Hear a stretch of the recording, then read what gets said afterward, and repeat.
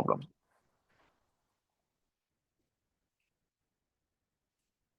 No problem. तो इस chapter के अंदर जो बेसिकली जिस पर हम ज्यादा बात करेंगे वो है बीम। बीम इसमें मेजर कंपोनेंट रहेगा इस चैप्टर के अंदर, जिसके लिए आपको शेयर फोर्स और बेंडिंग मोमेंट के डिफरेंट क्वेश्चंस पूछे जाएंगे। ठीक है, तो पहले हम लोग बीम को डिफाइन करेंगे कि बीम क्या है। anyone in the class who would like to contribute, you can say, you can turn on your mic and say। गलत भी बोलेंगे कोई इशू नहीं है, we're in a discussion mode। what is a beam? ठीक है, आपने अभी तक बीम ऐसा देखा होगा।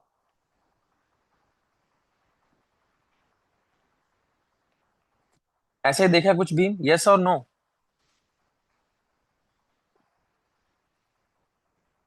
ठीक है, अगर इसको लाइन डायग्राम में देखें तो कुछ ऐसा आपने देखा होगा। एक स्ट्रेट लाइन होता है और इस तरह से बीम बना देते हैं। ठीक है, आप मुझे बताएं ये जो मैंने ये बनाया है, what are these are the supports. ठीक है, ये मैंने क्या शो किया है? सपोर्ट्स।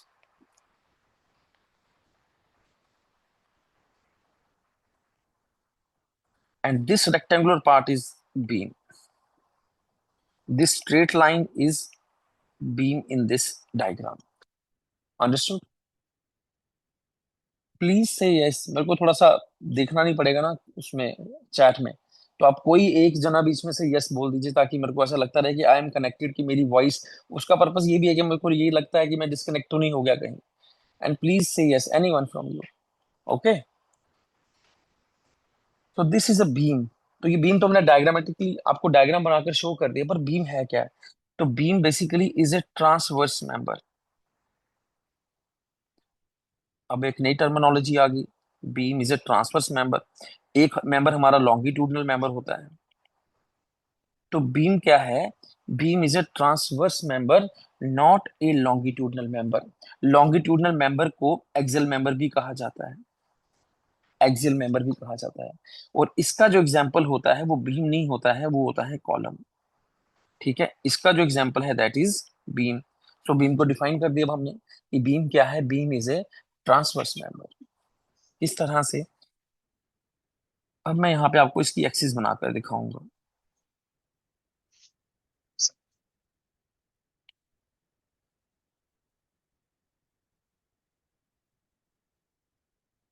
ठीक है, लेट अस से this is the beam.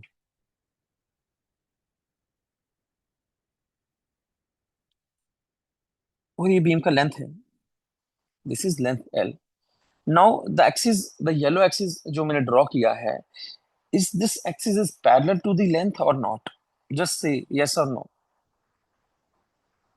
This axis is parallel और not? Anyone?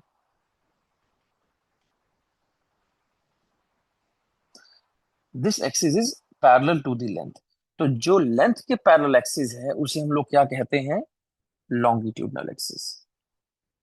The axis which is parallel to the length is called as longitudinal axis, and the axis which is perpendicular to the length, the red one, is called as transverse axis। Transverse axis. तो दो axis define कर दिए हमने यहाँ पर, एक longitudinal axis and transverse axis. अब मुझे बताएं, जब बीम पर लोड लगता है, देखो जो डेफिनेशन बना है ना कि beam is a transverse axis, transverse member, वो किस पर बना है? वो इस आधार पे बना कि उस पर लोडिंग किस तरह का है, लोडिंग कैसा आ रहा है। तो बीम का जो लोडिंग है, एज यू ऑल नो, कहां से आएगा? From top. बीम का लोडिंग कहां से आएगा? बीम का लोडिंग इस तरह से तो आएगा। तो लोडिंग क्या है? टॉप से डाउन लग रहा है। अगर कोई मैं पॉइंट लोड बना दूं यहां पर, तो इस तरह से लोड बनाएंगे। अंडरस्टूड? तो ये आपने पॉइंट लोड देखा होगा इस तरह से। तो ये कहां लग रहा है? ऊपर से।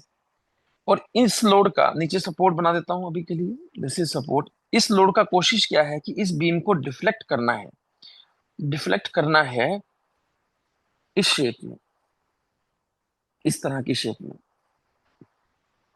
और ये जो शेप बना डिफ्लेक्शन के बाद, इसे हम क्या कहते हैं? Deflected curve. Deflected curve. तो ये जो डिफ्लेक्शन हो रहा है किस कारण हो रहा है? ये इन सब लोड्स के कारण हो रहा है, ये जो ऊपर लग रहे हैं। और ये जो लोड्स लग रहे हैं, ये कौन से लोड्स हैं? ये ट्रांसवर्स लोड्स हैं। क्योंकि ये उस एक्सिस में लग रहे हैं जो एक्सिस बीम के 90 डिग्री के हैं, लेंथ के। अब समझे आप लोग कि ट्रांसवर्स एक्सिस में लोड लगने के कारण ही बीम को क्या कहा गया, beam is a transverse member. Primarily जो लोड लगते हैं वो ट्रांसवर्स एक्सिस में ही लगते हैं, तो that is why the beam is called as a transverse member. अब अगर मैं कॉलम को डिस्कस करूं यहां पर, तो कॉलम आप क्या बोलते हैं, column is A vertical member.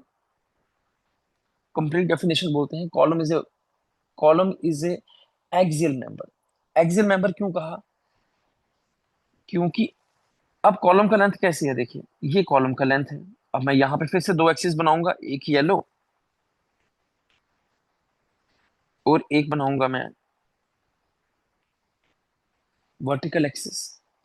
ठीक है, अब मुझे बताएं इस केस में लॉन्गिट्यूडनल एक्सिस कौन सा है। रिमेंबर मैंने कहा था longitudinal axis that axis which is parallel to the length of the member. तो लेंथ इस केस में क्या है, वर्टिकल एक्सिस में, तो ये एक्सिस आपकी क्या हो गई, now this axis is a longitudinal axis. अगर ये लॉन्गिट्यूडनल है तो जो 90 डिग्री पे है येलो एक्सिस, उसका नाम क्या हो जाएगा, that will come out to be transverse axis. अब देखिए कॉलम पे लोड कहां से आएगा, now will talk about the load.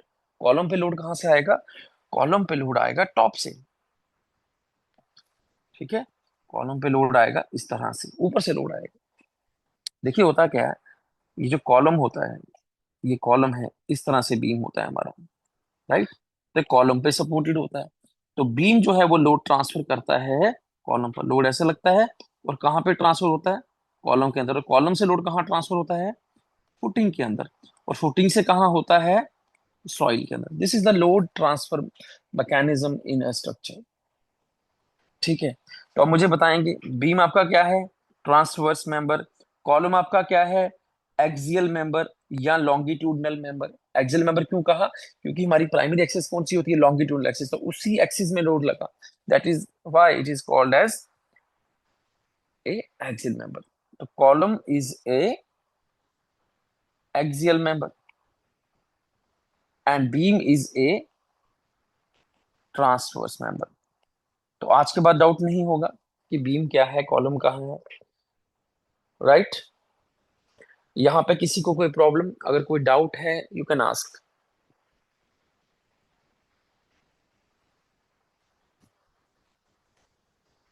अगर आप लोग यस बोलेंगे तो मैं आगे चलूंगा।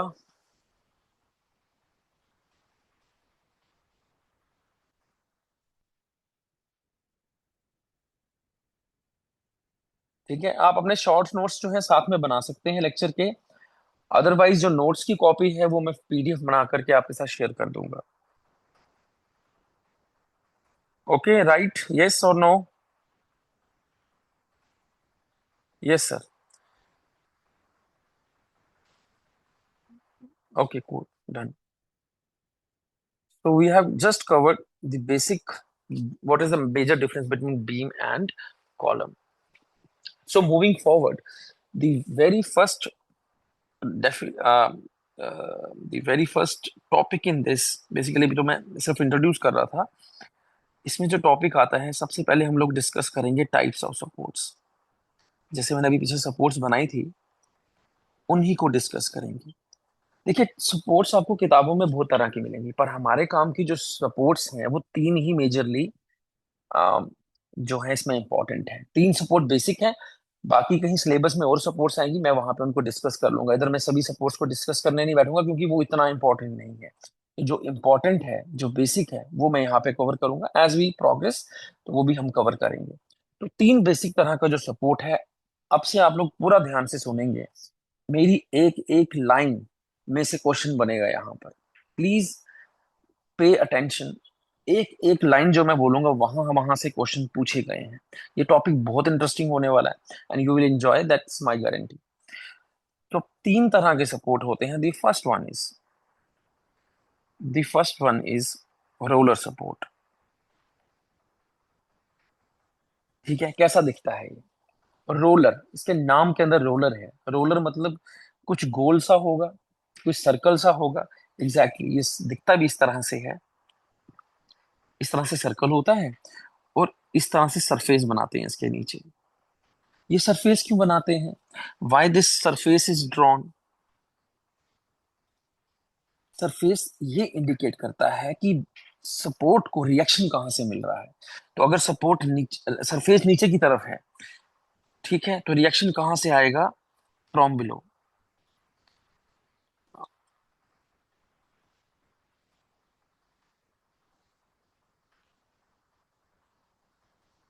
इस तरह से आएगा। अब देखना, एक अंतर और देखना, मैं अलग से बनाऊंगा थोड़ा सा। इस टाइम मैंने जो सरफेस है वो कहाँ बनाया है? दूसरे प्लेन में बनाया है। ठीक है। अब मुझे बताएं, रिएक्शन कहां से आएगा? रिएक्शन आएगा, now the reaction will comes out to be horizontal reaction. तो वर्टिकल रिएक्शन को मैं आर लिख देता हूँ, हॉरिजॉन्टल को मैं एच लिख देता हूँ। तो सरफेस डिसाइड करेगा कहां से रिएक्शन आएगा। ये सबको पता है कि रोलर के अंदर एक ही रिएक्शन आता है, ये तो आप लोग पढ़कर आए हैं। पर रिएक्शन देखना आना चाहिए कहां से आ रहा है reaction. Exactly. Next, roller support को इस तरह से डिनोट करते हैं। ठीक है। अब इस सर्कल का मतलब क्या है? सर्कल का मतलब ये है कि आपने देखा होगा यूजुअली हम लोग बीम्स इस तरह से बनाते हैं, एक साइड पे सर्कल होता है और दूसरे साइड पे कुछ ट्रायंगल सा होता है। ये ट्रायंगल जो है, ये सपोर्ट नेक्स्ट सपोर्ट है जो हम आगे डिस्कस करेंगे। इसको वैसे हिंज कहते हैं, अभी के लिए ये जान लो। This support is called as hinge support. जो ट्रायंगल है, ये जो सर्कल है, इसको हम कहते हैं रोलर सपोर्ट। ये क्यों बना या कहाँ लगाया गया, कहाँ लगाते हैं, क्या पर्पस है इसका? अब देखिए, ये जो सारा मेंबर है बीम, ये जो बीम है ये बना किसका है? ये बना है आरसीसी का। आरसीसी में दो कंपोनेंट है, ध्यान से सुनिएगा। आरसीसी में दो कंपोनेंट है, एक है कंक्रीट और दूसरा है स्टील। Two components. अब देखिए, ये है कहाँ प्लेस्ड है? ये हमारे आगे पीछे हर जगह प्लेस्ड है बीम्स। हमारे ब्रिजेस में है बीम्स। ब्रिजेस में जो बीम बड़े बड़े, उनको गर्डर्स कहते हैं। अब सारा जो है मटेरियल हमारा टेम्परेचर को सस्पेक्टेड है। टेम्परेचर बढ़ेगा तो हमारा प्रॉपर्टी क्या है मटेरियल का?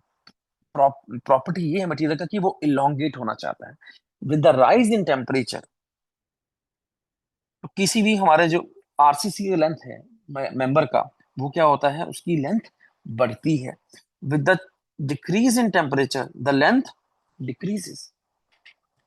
ठीक है। तो यहां केस लेते हैं कि टेम्परेचर बढ़ा, तो अगर टेम्परेचर बढ़ा तो ये बीम क्या होना चाहेगा?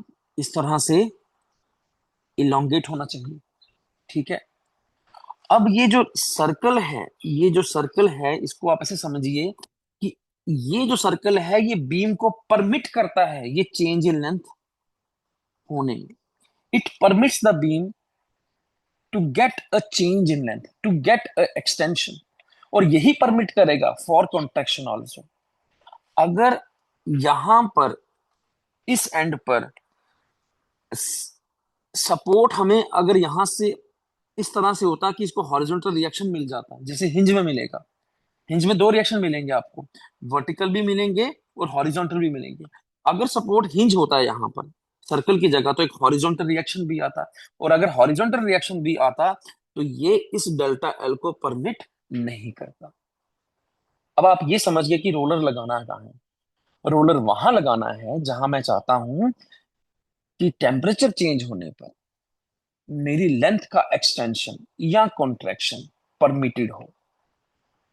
आई होप इट इज क्लियर। ठीक है। तो ये आपने ब्रिजेस में देखा होगा, ब्रिजेस में रोलर्स लगे होते हैं एक एंड पे। एक एंड पे रोलर इससे लगा होता है कि अगर पूरा ब्रिज का गर्डर जब आपका एक्सपैंड करेगा तो वो उसको अब परमिट करेंगे उसकी। क्योंकि अब आपके अंदर ये सवाल आ सकता है कि सर परमिट करना क्यों है? अगर हम परमिट नहीं करेंगे ना इस तरह का वेरिएशन, तो बीम्स के अंदर या हमारे मेंबर्स के अंदर क्रैक्स आ सकते हैं। वो स्ट्रेस्ड हो जाएंगे। अगर आप कोई आदमी है या कोई मेंबर है, if it wants to elongate, तो अगर आप उसकी इलोंगेट उसको रोको ही ना इलोंगेट होने से, तो वो स्ट्रेस में नहीं आएगा। तो अगर आप उसको रोकोगे तो वो स्ट्रेस में आ जाएगा। स्ट्रेस में आने से उसके अंदर क्रैक्स डेवलप हो जाएंगे। Is this clear? तो रोलर कहाँ यूज किया हमने? रोलर यूज किया ब्रिजेस के अंदर। इस तरह से पियर होगा, तो इस तरह से गर्डर होगा ब्रिज के अंदर, और यहाँ रोलर कनेक्शन दिया होगा। तो वो इस तरह की मूवमेंट जो है वो वहां पे परमिट करता रहेगा। I hope it is clear now where the rollers are provided. ठीक है, तो मैं ये जो केस है, ये मैं बीम बना देता हूँ। ये मेरा जो लाइन है, ये जो बीम है, ये लाइन जो बेसिकली बीम को शो कर रहा है, ये आगे कॉन्टिन्यूड है, और ये मेरा रोलर सपोर्ट है। अब मैं आपसे क्वेश्चन पूछता हूं, मैं इस बीम पर एक लोड केस दे रहा हूं आपको, कि मैंने बीम पर एक वर्टिकल लोड लगाया और एक बीम पर हॉरिजॉन्टल लोड लगाया, F H F B, vertical load and horizontal load. मुझे बताएं एंड ए पे, जो कि एक रोलर सपोर्ट है, वहां पर कितने रिएक्शंस डेवलप होंगे?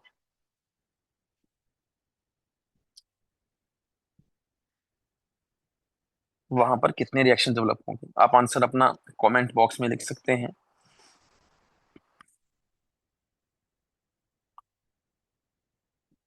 दो रिएक्शंस?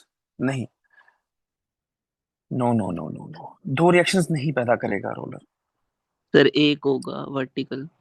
हाँ एग्जैक्टली, ऐसे ही बोलना बच्चे बीच में, ऐसे बोलोगे तो मुझे वहां शिफ्ट नहीं करनी पड़ेगी विंडो, और हमारा टाइम सेव होगा। और for your knowledge, it is very much possible the post are coming on the very next week. You got me? अगले हफ्ते या 10 दिन के अंदर या 15 दिन के अंदर आपकी पोस्ट एडवर्टीज हो सकती हैं। तो time is really very important. तो मैंने टॉपिक भी स्टार्ट से लिया है, मैंने कोई बीच में से रैंडम टॉपिक नहीं उठाया। यही demo classes will be converted into regular classes. मैं डेमो ऐसा नहीं करूंगा कि डेमो अलग लिया और क्लासेस के अंदर नया कंटेंट शुरू करूंगा, नहीं। जो पढ़ रहे हैं वो अभी है, 2-3 क्लासेस देख लो, then will start the batch. आपने इसी तरह से कंट्रीब्यूट करना है बीच में बोल के। ठीक है, तो एक ही रिएक्शन है जो बनेगा, और वो रिएक्शन कहां से आएगा? जहां सरफेस है। सरफेस कहां है? सरफेस यहाँ है, तो रिएक्शन कहां से आएगा? वर्टिकल रिएक्शन आएगा। हॉरिजॉन्टल रिएक्शन आएगा कि नहीं आएगा? Tell me. No sir. Horizontal horizontal reaction नहीं आएगा। H is equal to 0। H नहीं है। क्यों नहीं है? क्योंकि ये जो रोलर है ये लगाया ही इसलिए गया है। क्यों लगाया गया है? आज तक हम इसको रट्टा मारते थे कि रोलर पे एक ही रिएक्शन होता है। क्यों होता है? इसलिए होता है क्योंकि उस डायरेक्शन में, हॉरिजॉन्टल में, चाहता हूं कि बीम हमारा परमिटेड रहे मोशन करने में। तो मैं एक लीनियर मोशन चाहता हूं इससे हो, वो कौन सी मोशन है? हॉरिजॉन्टल डायरेक्शन का। तो उसमें रिएक्शन नहीं पैदा हो सकता। अगर पैदा हो गया तो वो रोलर सपोर्ट नहीं है। अगर रोलर सपोर्ट पे दो रिएक्शन आ गए, तो रोलर सपोर्ट के रिएक्शंस कितने रहेंगे? Only one. तो नॉर्मली क्या होता है? वर्टिकल ही रहता है, तो हम लिख देते हैं वर्टिकल ओनली। बट बेसिकली अगर कोई आपसे ये जनरलाइज स्टेटमेंट पूछ ले कि रोलर सपोर्ट का एक ही रिएक्शन होता है, वो वर्टिकल रिएक्शन में होता है, और डायग्राम बना दे ये वाली, ये रोलर सपोर्ट दे दे आपको डायग्राम में, तो क्या फिर ये स्टेटमेंट करेक्ट है कि ट्रू है कि फॉल्स है? Tell me. Then this statement comes out to be false, क्योंकि इस केस में जहां सरफेस है वहां से रिएक्शन आएगा, and the reaction would be horizontal, not vertical. तो इस केस में वर्टिकल रिएक्शन जो है नहीं होगा। तो इस केस में जो बीम है वो आपका वर्टिकल डायरेक्शन में चल सकता है। आई hope it is clear. It is permitted in vertical direction. Got it? तो अगर मैं इस डायग्राम के रेफरेंस में बात करूं, तो हमारे पास किसी भी पॉइंट पे तीन तरह की मूवमेंट्स पॉसिबल होती हैं। ठीक है, तो मैं तीनों मूवमेंट्स को यहां कैटेगराइज करूंगा। मूवमेंट्स अलाउड और मूवमेंट्स रिस्ट्रिक्टेड। Tell me. और रोलर के केस में ये डायग्राम है हमारा, और ये लोड लगा हुआ है, कौन सा मूवमेंट अलाउड है? देखो, ये हॉरिजॉन्टल लोड लगा ना, तो कौन सा मूवमेंट अलाउड है? हॉरिजॉन्टल मूवमेंट अलाउड है। वर्टिकल क्यों नहीं अलाउड है? देखो, वर्टिकल लोड लगा, पर वर्टिकल क्यों नहीं मूवमेंट अलाउड है? क्योंकि उसको वर्टिकल में क्या मिल गया है? और रिएक्शन मिल गया है। और जहां भी डायरेक्शन में, जिस भी डायरेक्शन में रिएक्शन होगा, उस डायरेक्शन में मूवमेंट नहीं होगा। Is this clear now? तो मूवमेंट्स कौन सा अलाउड है? Movement is allowed, tell me, horizontal. और वर्टिकल को मैं कहां रखूं? वर्टिकल को मैं रखूंगा रिस्ट्रिक्टेड के अंदर। यहां तक क्लियर है भैया? यस और नो?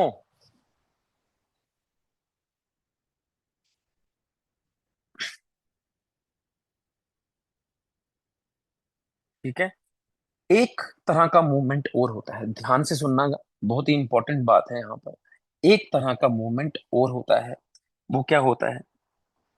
यहाँ देखिए ध्यान से, ये बीम है, इस तरह का लोड लगा, इस तरह का लोड लगा, ये जो लोड है, दिस लोड। अब आप लोड देखो, जिस डायरेक्शन में लोड आएगा उस डायरेक्शन में रिएक्शन भी आएगा। मैं सिर्फ अभी रोलर पर आया तो रोलर की साइड कॉन्सेंट्रेट करो, और रोलर की साइड पे क्या वर्टिकल रिएक्शन डेवलप होगा कि नहीं होगा? यस होगा। और ये है हॉरिजॉन्टल फोर्स। क्या हॉरिजॉन्टल रिएक्शन पैदा होगा? नहीं, क्योंकि उसकी कैपेसिटी ही एक ही रिएक्शन देने की, तो हॉरिजॉन्टल रिएक्शन पैदा नहीं होगा। पर ये जो लोड है, it will try to sag the beam in this direction. हुआ सैग, बीम डिफ्लेक्ट हुआ लोड के कारण। कौन से लोड के कारण हुआ? वर्टिकल लोड के कारण। और ये जो है, यहां पर बीम इनिशियली इस तरह से था, हॉरिजॉन्टल लाइन, और बाद में क्या हो गया? बाद में हो गया येलो लाइन में डिफ्लेक्ट हो गया। तो इसने एक एंगल बनाया यहां पर, this angle is called theta. Theta को हम कहते हैं रोटेशन। थर्ड टाइप ऑफ जो मूवमेंट है वो दैट इज रोटेशन। तीन तरह की मूवमेंट्स होती हैं, हॉरिजॉन्टल, वर्टिकल एंड रोटेशन। और देखिए रोटेशन हो गया, तो अब देखिए मैंने हिंज में भी रोटेशन बना दिया है। आप इसी डायग्राम में देख लो, हिंज पर भी रोटेशन बना दिया। मतलब कि इस रोटेशन को रोकने की क्षमता, कैपेबिलिटी, ना ही रोलर के पास है, ना ही हिंज के पास है। Is this clear? तो जो रोटेशन है वो किस में रहेगा? वो अलाउड में रहेगा, हिंज में भी और रोलर में भी। क्लियर है? So basically we have discussed all the basics about roller support. Next, moving on, we are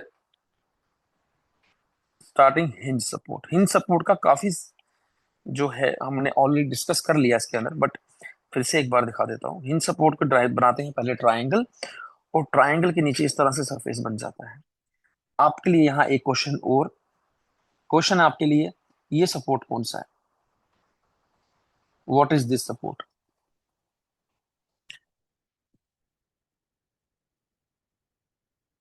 देखो गोला बना है ना, सर्कल बना है, जहां आपको सर्कल दिख जाए, फर्क नहीं पड़ता ऊपर ट्रायंगल है कि क्या है, जहां सर्कल दिख जाए तो वो रोलर सपोर्ट हो गया। This is roller support. Please don't treat it as a hinge support. Hinge को पिन सपोर्ट भी कहा जाता है, पिन सपोर्ट। ठीक है, तो एग्जाम में यूज होने वाली लाइन है, ये शब्द है पिन। एग्जाम में बोल देगा पिन सपोर्ट, तो पिन मतलब हिंज, हिंज मतलब ट्राइंगल, नॉट सर्कल। ठीक है, तो ये इस तरह से दिखता है। तो बीम के एंड पे भी इस तरह से दिखता है। ठीक है, अब आप कहेंगे कि सरफेस सर एक तरफ ही दिख रहा है इसका। वो जो सरफेस का कॉन्सेप्ट मैंने बताया आपको, वो ज्यादा आपको वैलिडेट करेगा रोलर की सपोर्ट में, क्योंकि वहां पे एक ही रिएक्शन आना है। कहां पर आना है? यहां पर दोनों ही डायरेक्शन में रिएक्शन है, दोनों ही। अभी हम सारा 2D डिस्कस कर रहे हैं, ठीक है, 3D भी डिस्कस करेंगे। 2D के अंदर आपकी कौन सी एक्सिस है? एक एक्स एक्सिस है और एक वाई एक्सिस है। और 2D के अंदर आपको हिंज सपोर्ट में दोनों ही रिएक्शन मिलेंगे। तो ये हम लोड लगा देते हैं। इस बार मैं एक इंक्लाइंड लोड लगाता हूं। अब इंक्लाइंड लोड क्यों लगाया? इंक्लाइंड लोड में दो कंपोनेंट होते हैं बेसिकली। इंक्लाइंड लोड में दो कंपोनेंट होते हैं, एक हॉरिजॉन्टल होता है, एक वर्टिकल होता है। इसका मतलब ये है कि ये जो हमारा बीम है, इस पर दो तरह के लोड लगे हैं, एक वर्टिकल और एक हॉरिजॉन्टल। ठीक है, अब जैसे ही, अब देखो बीम पे तो लोड आ गया, तो सपोर्ट का काम है लोड को देखते हुए रिएक्शन डेवलप कर देना, ये सपोर्ट का काम है। तो जैसे ही सपोर्ट लोड को देखेगा, एफ को, तो देखेगा कौन कौन सा लगा है। वो देखेगा एक हॉरिजॉन्टल आ रहा है, तो क्या मेरे पास कैपेसिटी है हॉरिजॉन्टल रिएक्शन देने की? हाँ, पिन के पास है, तो पिन ने बना दिया reaction H A. Vertical load है, तो पिन ने वर्टिकल रिएक्शन भी बना दिया, वी ए या आर ए। अब यहां पर ये जो मैंने इस तरह से समझाया, इसमें भी कोई बात है कि मैं ऐसे क्यों पूछ रहा हूँ, क्योंकि इस तरह से एग्जाम में क्वेश्चन पूछते हैं। ठीक है। अब नॉर्मली क्या होता है एग्जाम में, जब आपको क्वेश्चन पूछेगा तो नॉर्मली क्या है, वो सिर्फ स्टेटमेंट लिखेगा कि एक पिन सपोर्ट है, उसके कितने रिएक्शंस बनेंगे। और डायग्राम अगर इस तरह से बना दिया, एक पिन सपोर्ट है, एक रोलर सपोर्ट है, और लोडिंग कुछ नहीं बनाया बीम के ऊपर, बीम पर लोडिंग कुछ नहीं बनाया। Please understand this, this is very important. अगर बीम पर लोडिंग नहीं बना है क्वेश्चन के अंदर, तो आप उस केस को अज्यूम करोगे general loading case. General loading case, इसका क्या मतलब हुआ? जनरल लोडिंग केस का मतलब हुआ कि इस तरह के केस में हम अज्यूम करेंगे कि बीम पर दोनों तरह के लोड लगेंगे। दोनों तरह के लोड्स कौन से हैं? वर्टिकल भी लगा है और हॉरिजॉन्टल भी लगा है। वर्टिकल भी लगा है, हॉरिजॉन्टल लोड भी लगा है। ये जनरल लोडिंग कंडीशन हो गया। अब जब वर्टिकल भी लगा है, हॉरिजॉन्टल भी लगा है, तो सपोर्ट रिएक्शंस बनाएंगे। रोलर की कितनी कैपेसिटी है? रोलर की बेचारे की एक ही कैपेसिटी है कि वो रिएक्शन बना देगा। हिंज की कितनी कैपेसिटी है? उसकी दो कैपेसिटी है, वो दो रिएक्शन बनाएगा। तो टोटल रिएक्शंस कितने डेवलप हो गए? 3। Is this clear? There is a simply supported beam at supported at hinge and roller at the other end. How many reactions will get developed? कुछ मैंने बात नहीं की कि लोडिंग ओनली वर्टिकल है, लोडिंग ओनली हॉरिजॉन्टल है, ये कुछ बात नहीं की। तो आप समझेंगे एग्जामिनर क्या ये हमें कह रहा है कि जनरल लोडिंग केस को अज्यूम करो। अब देखना कैसे वेरिएशन करूंगा इसमें। अब इसी तरह का बी मैंने एक और बना दिया और एग्जाम में ऐसे बना दिया, ये लोड दे दिया आपको केवल एफ या पी कुछ भी। अब मुझे कोई बताएगा बोलकर, how many reactions will get developed? Anyone? Make a guess, make a wild guess, I would से।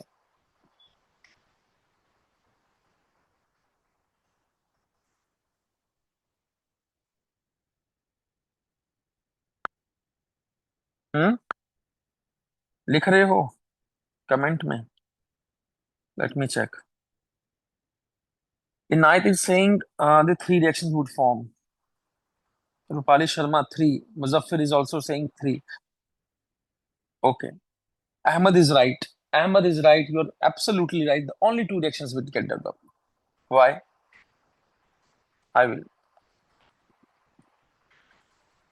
explain. क्यों? अब जब मैं तब से मैं बोल रहा था कि जनरल लोडिंग कंडीशन है, जनरल लोडिंग कंडीशन में दोनों तरह के लोड होते हैं, पर इस क्वेश्चन के अंदर एग्जामिनर ने क्या किया, आपको बीम के ऊपर एक लोड बना के दिखाया है सिर्फ। तो जब एक ही लोड बनाकर दिखाया है, दैट मीन्स सिर्फ बीम पर एक वर्टिकल लोड लग रहा है, vertical load only. This is the case load specific case, इसे हम कहते हैं लोड स्पेसिफिक केस। पिछले केस को हम कहते हैं general loading condition, right? This is load specific, एक ही लोड लग रहा है। कौन सा लोड लग रहा है? वर्टिकल। अब मुझे बताएं, सपोर्ट का काम है रिएक्शन देना, किसको देखकर? लोड को देखकर। ठीक है, तो जब लोड ही वर्टिकल है तो हॉरिजॉन्टल रिएक्शन क्यों प्रोड्यूस होगा? Horizontal horizontal reaction will not gate produced in this case. only one reaction will get developed at the hinge. However, the capacity of the hinge is 2 to provide two reactions, but it would provide the second reaction if the horizontal load is present. और इसी vertical load को देखते हुए roller ने भी एक reaction बना दिया, तो total reactions in this case is 2। Make sense और नॉट? ठीक है, अगर ये आपका हो गया तो देन एक इसी पे क्वेश्चन लीजिए।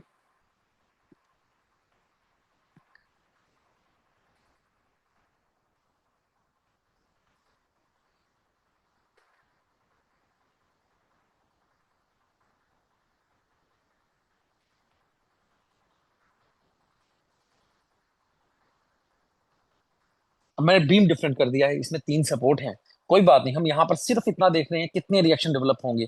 और रिएक्शन कितने डेवलप होंगे, इस तरह के क्वेश्चन एग्जाम में आते रहे हैं। और वो बीम इस तरह, इस टाइम तो मैंने बीम बनाया कॉन्टिन्यूस बीम। कैसे ये कॉन्टिन्यूस बना वो हम डिस्कस करेंगे आगे भी फर्दर, क्यों ये सिंपली सपोर्टेड बीम नहीं है, वो हम सब डिस्कस करने वाले हैं। बट मैं यहाँ पे बस इतना चाहता हूँ कि मुझे बता दीजिए रिएक्शंस कितने बनेंगे। Option A 4, option B 3, option C 5, option D 6।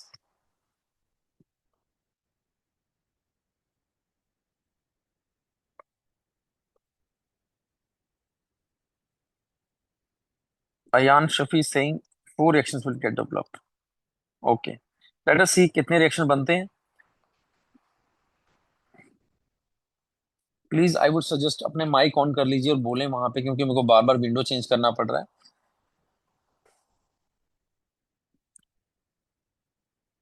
ठीक है, अब देखिए, क्योंकि ये because this is a continuous beam, उससे हमें कोई लेना देना नहीं है। माइंड इट, अभी हमारे लिए वो कैटेगराइजेशन मैटर नहीं करता है। हमारे लिए क्या मैटर करता है? Support only. तो रोलर ने देखा कि वर्टिकल लोड है, मेरी कैपेसिटी भी बस वर्टिकल लोड देने की है, तो मैं वर्टिकल रिएक्शन दे देता हूँ। It provides the vertical reaction. अब आ गया ये सपोर्ट कौन सा है? ये सपोर्ट हिंज सपोर्ट है। इसकी कैपेसिटी है 2 देने की। क्या 2 देगा? यस, ये 2 देगा। क्यों? इस केस में एक इंक्लाइंड लोड था, और इंक्लाइंड लोड का वी नो, एक उसका हॉरिजॉन्टल कंपोनेंट होता है, एक वर्टिकल कंपोनेंट होता है। क्योंकि हॉरिजॉन्टल लोड आ चुका है, इसलिए इस पर 2 रिएक्शंस बनेगी, एक हॉरिजॉन्टल, एक वर्टिकल। ये भी हिंज सपोर्ट है, ये भी 2 रिएक्शंस देगा, एक हॉरिजॉन्टल, एक वर्टिकल। तो टोटल रिएक्शंस कितने हुए? 2 + 2 + 1 = 5। आंसर सी है इसका। आई hope it is understood.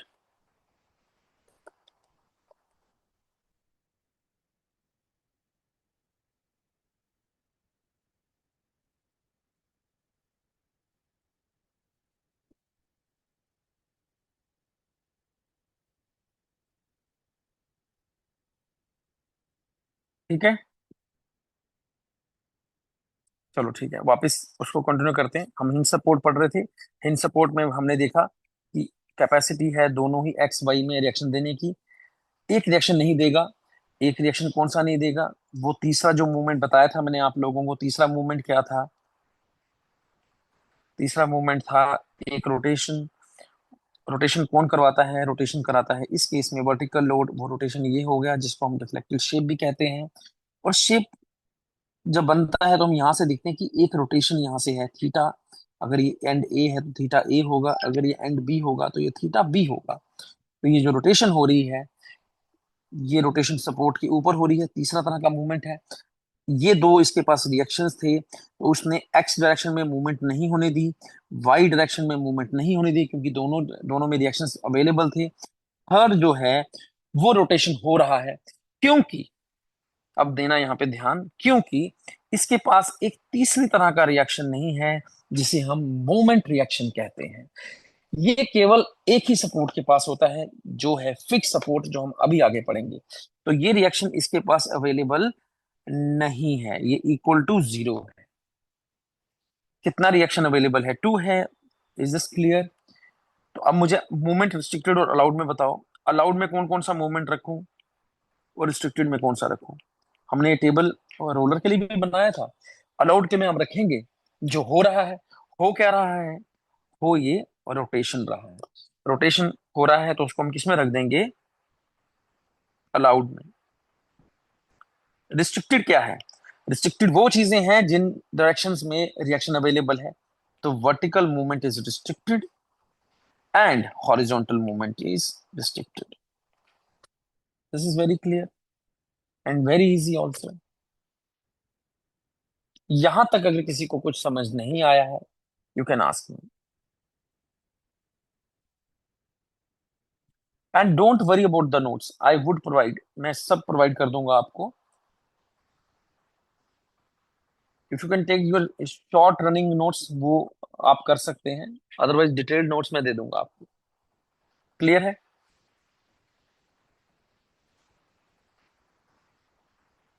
Third third type of support is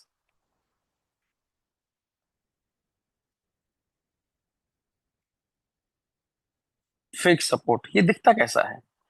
ये इस तरह से दिखेगा आपको। वर्टिकल लाइन होगी और उसके पीछे सरफेस होगा, और ये हमारा बीम है। ठीक है, और इस सपोर्ट के पास तीनों ही तरह के रिएक्शंस अवेलेबल हैं।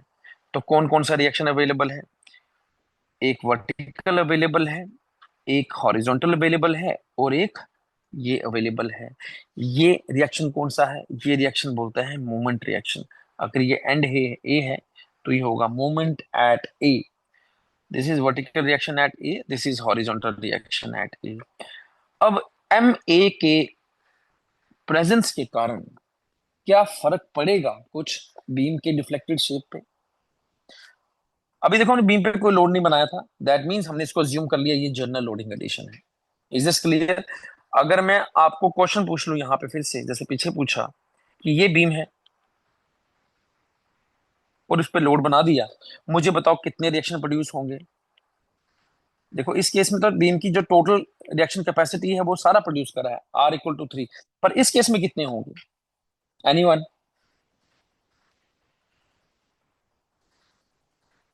Take your time.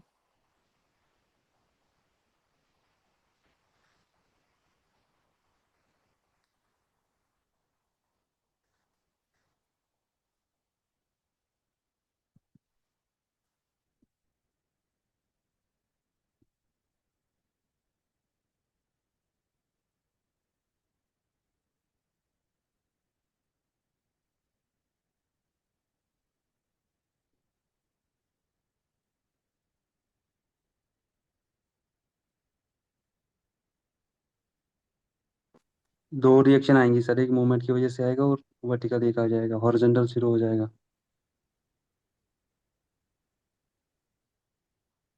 Exactly. Reactions आपकी आएंगी दो। एक देखिए वर्टिकल लोड है तो एक तो रिएक्शन बताना बहुत इजी था, this is reaction which is produced, that is vertical reaction. क्या बीम पर हॉरिजॉन्टल लोड है? नहीं है, तो हॉरिजॉन्टल लोड है तो आपका एच रिएक्शन क्या हो जाएगा? Zero. What about the third reaction? What about the M A? M A reaction आएगा कि नहीं आएगा? Yes it will come. क्यों आएगा वो देख लेते हैं। देखिए एक चीज होती है जो हम पढ़ते हैं, मोमेंट। मोमेंट मोमेंट होता है, इसका डेफिनेशन यहां दे रहा हूं, force into perpendicular distance. All students please note, this is very important. Moment क्या होता है? मोमेंट किसी भी फोर्स के कारण होता है। फोर्स आप लीजिए और उसका डिस्टेंस मल्टीप्लाई कर दीजिए, पर कौन सा? परपेंडिकुलर। जैसे इस केस में अगर ये लोड P था, ठीक है, तो मैं इसका डिस्टेंस कितना है ए तक, यहां से इसका स्टार्ट किया डिस्टेंस ए तक, कितना डिस्टेंस है? That is L। ठीक है, इस पॉइंट तक कितना है? लेट्स से X है। तो जैसे ही P पॉइंट है, ये इसका लाइन ऑफ एक्शन है, दिस वन। और जैसे ही आपने परपेंडिकुलर डिस्टेंस देखना, ये इसका लाइन ऑफ एक्शन है। मैं थोड़ा सा इसको अलग पेन से बनाता हूं। ये जो रेड लाइन है ये इसका लाइन ऑफ एक्शन है लोड का। ठीक है, अब परपेंडिकुलर डिस्टेंस दिखना है तो ये आपका हो गया 90 डिग्री। अब इस बीम पर इस लोड के कारण मूवमेंट प्रोड्यूस हो रही है, तो परपेंडिकुलर डिस्टेंस ये अगर एक्स पॉइंट पे देखना है, एक्स पॉइंट का नाम दे दूं डी, तो मैं पूछूं मोमेंट एट डी कितना है, तो आप बोलोगे सर फोर्स लग रही है पी और उसका परपेंडिकुलर डिस्टेंस देख लो, परपेंडिकुलर डिस्टेंस कितना आया? एक्स। तो पी इंटू एक्स कर दो, तो ये पी इंटू एक्स का मोमेंट जनरेट हो गया कहां पर? डी पॉइंट पर। किसके कारण प्रोड्यूस हुआ? फोर्स के कारण, तभी से कहते हैं मोमेंट ड्यू टू फोर्स। तो अगर मैं यही ऐसे पूछ लूं, बताओ मोमेंट एम पे कितना है, ए पे सॉरी, तो ए पॉइंट आपका ये है, ए पॉइंट पे कितना मोमेंट है? तो हम किसके कारण देख रहे हैं? ये लोड लग रहा है आपका पी, तो पी का डिस्टेंस कितना है? परपेंडिकुलर डिस्टेंस, ये 90 डिग्री डिस्टेंस कितना है? एल। तो आपका आंसर क्या आ जाएगा? P into L. ठीक है, अब आप समझ गए। आपका ये बीम था, आपका ये बीम था। अब क्यों रिएक्शन यहां दो बने? इसको देखते ही ये रिएक्शन डायरेक्टली डेवलप हो गया, पर इसी लोड के कारण एक मोमेंट जनरेट हो रहा है इस पॉइंट पर, जिसका वैल्यू कितना है? P into L. अब मोमेंट देखो कैसे देखते हैं। अब देखिए ये जो P, अब ध्यान देना इसका एरो कहां पे है? लोड का, लोड का एरो है डाउनवर्ड। हमने जाना कहां है? पॉइंट ए पे। डिस्टेंस कितना है? L। तो देखिए एरो है, जाना हमने पॉइंट ए पे है, तो मूवमेंट कैसा है? क्लॉकवाइज है, एंटी क्लॉकवाइज है? ठीक है, दो रास्ते हो सकते हैं जाने के, एक तो ऐसा उल्टा जाओ और एक जाओ सीधा। सीधा मतलब शॉर्टेस्ट पाथ, लोड हमेशा शॉर्टेस्ट पाथ ट्रेवल करता है, तो आपका मूवमेंट ये जनरेट होगा क्लॉकवाइज, नॉट एंटी क्लॉकवाइज, क्योंकि वो लंबा रास्ता है। ठीक है, और वैल्यू कितना आएगा? अगर ये P है तो P इंटू एल का वैल्यू। अब पॉइंट ए पर एक एक्सटर्नल मोमेंट आ गया, किसके कारण? P के कारण। वैल्यू कितना? P into L. इसको रोकने के लिए एक रिएक्शन डेवलप हुआ। उस रिएक्शन का नाम हमने दिया Ma। और वैल्यू बराबर आएगी इस केस में, क्योंकि एक ही लोड है उसके कारण मूवमेंट बन रहा है ए पे, उतना का पूरा इंटरनल रिएक्शन पैदा हो जाएगा, जिसे हम, देखो रिएक्शन तो इंटरनल होता है, ये रिएक्शन क्यों डेवलप होगा? In response of this external moment. I hope I am clear for now. अभी कैलकुलेशन पार्ट में नहीं मैं बता रहा हूं आपको, अभी मैं आपको सिर्फ ये बता रहा हूं, देखना कि अगर ऐसा लोड लगता है तो उसके कारण दो रिएक्शंस आते हैं। सिर्फ हमारा काम अभी इतना है, दो रिएक्शन आते हैं, एक वर्टिकल आता है और एक ये आता है। अब रट नहीं रहे हम इसको, क्यों आता है वो हमने समझ लिया। क्योंकि ये लोड जब इस डिस्टेंस के साथ मल्टीप्लाई हो जाएगा, किसी भी डिस्टेंस के साथ, कोई भी वैल्यू एक्स के लिए, तो एक मोमेंट जनरेट कर देगा। उस मोमेंट को काउंटर मोमेंट जनरेट करना है, तो देखिए मैंने ये एंटी क्लॉकवाइज ड्रॉ किया तभी। आई hope it is clear, the two reactions will develop here. यहां पे डाउट किसी को? डाउट नहीं है तो यस लिख दें। यस नहीं, आप डाउट नहीं है तो हम जब देते हैं आप।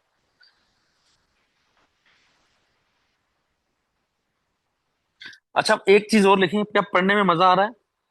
थिंग्स आर गेटिंग क्लियर और नॉट? या मुझे थोड़ा अपना स्पीड और कम करूं? Basically this is the basic level जितना मैं समझा सकता हूं, इससे नीचे कुछ नहीं है। और प्लीज माइंड इट, इससे नीचे कुछ नहीं है, और this is the most basic level.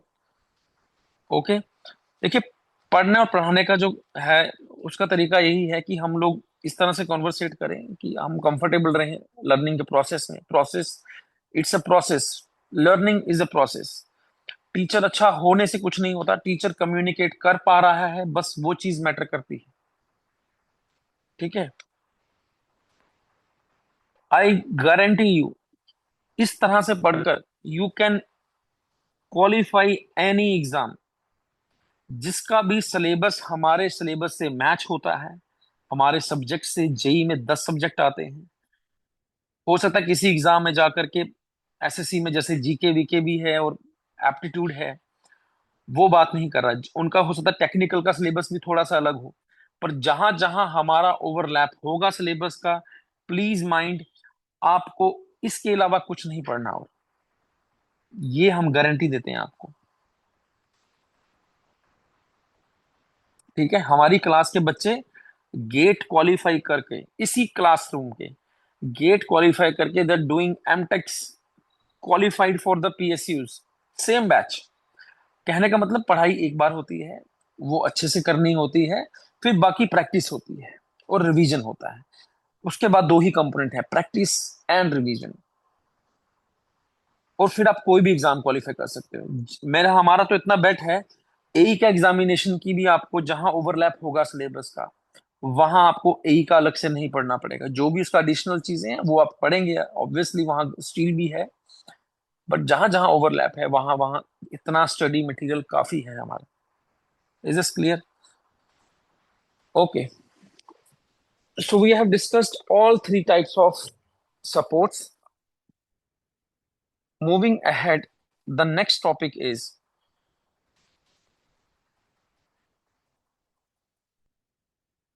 types of beams. The very first type is simply supported beam, जिसको हम अभी लिख रहे हैं, पहले बनाकर भी देखा। सिंपली सपोर्टेड बीम ये कैसा दिखता है? ये कुछ इस तरह से दिखता है, स्ट्रेट लाइन होती है और दोनों एंड पे लोड होते हैं, सॉरी सपोर्ट्स होते हैं, और एक एंड पे यूजुअली हिंज होता है, दूसरे एंड पे यूजुअली रोलर होता है। ठीक है, तो ये आपका सिंपली सपोर्टेड बीम है, ये हम ऑलरेडी डिस्कस कर चुके हैं।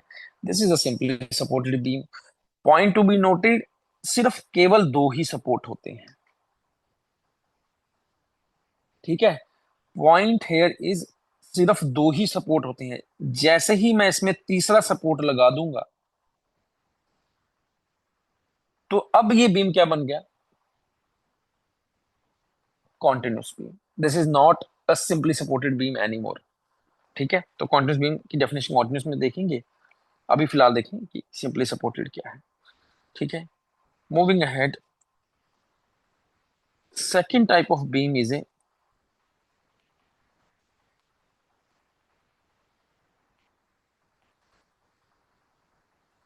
Cantilever beam. तो this is a cantilever.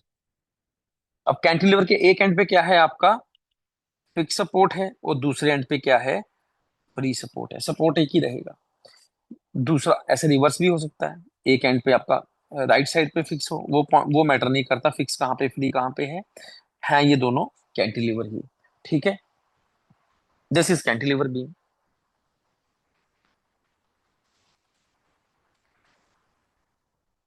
Third type of beam in this is overhang beam.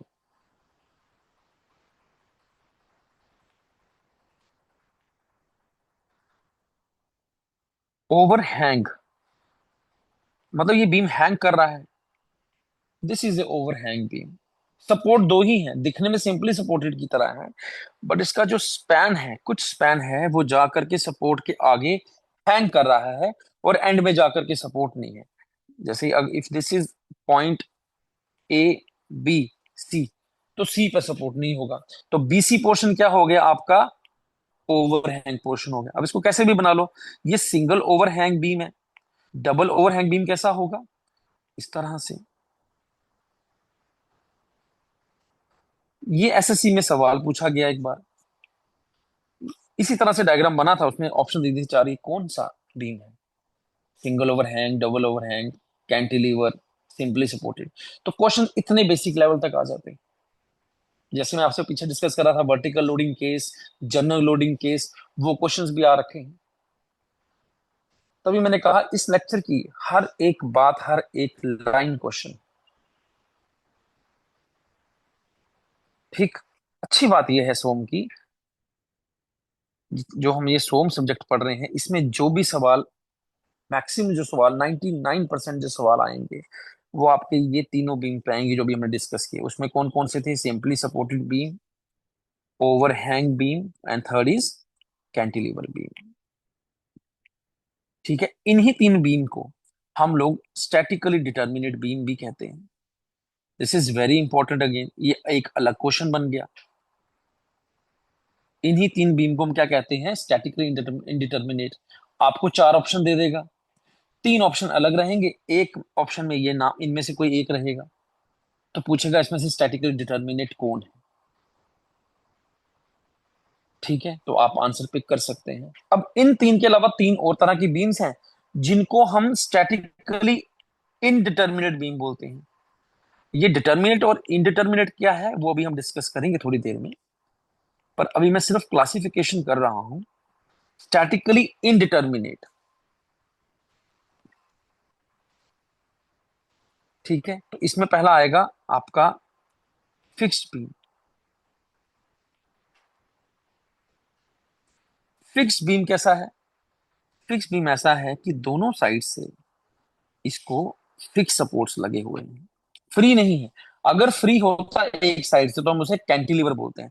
यहां दोनों साइड पे क्या है, फिक्स सपोर्ट है, तो पूरा लॉक है अंदर। ये beam is completely lock between two rigid supports. Rigid support भी बोलते हैं कई बार एग्जाम में, तभी मैंने ये लाइन बोला अभी यहां पर, two rigid support which are restricting all type of movements. कितनी तरह के मूवमेंट्स हैं डिस्कस की हमने पीछे अभी, तीन तरह की, वर्टिकल, हॉरिजॉन्टल एंड रोटेशन। दो ऐसी, अब अब फिक्स सपोर्ट ना बोल रहा हूं एग्जाम में तो ऐसे बोल सकता है, there is a beam which is rigidly supported at both the ends, restricting all types of movements. तो आप समझ जाएंगे कि फिक्स बीम का बात हो रहा है। Clear, this is a statically indeterminate beam. Another in this category is a propped cantilever.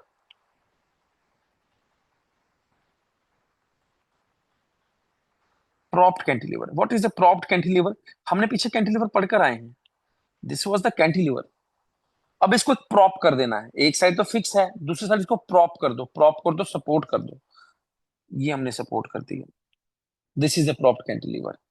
अभी मैंने रोलर बनाया, हम यहाँ अगर हिंज भी बना देते तब भी इसे प्रॉप्ड कैंटिलीवर ही कहते। तो ये दोनों केस क्या है, प्रॉप्ड कैंटिलीवर। ये जो टर्मिनोलॉजी मैं यूज कर रहा हूं, प्रॉप्ड कैंटिलीवर, फिक्स्ड बीम, ये क्वेश्चंस में डायरेक्टली आप ऑप्शंस में देखेंगे। ठीक है। Next is the last in this case, a continuous beam. Continuous beam का एक ही डेफिनेशन है, a beam having more than two supports.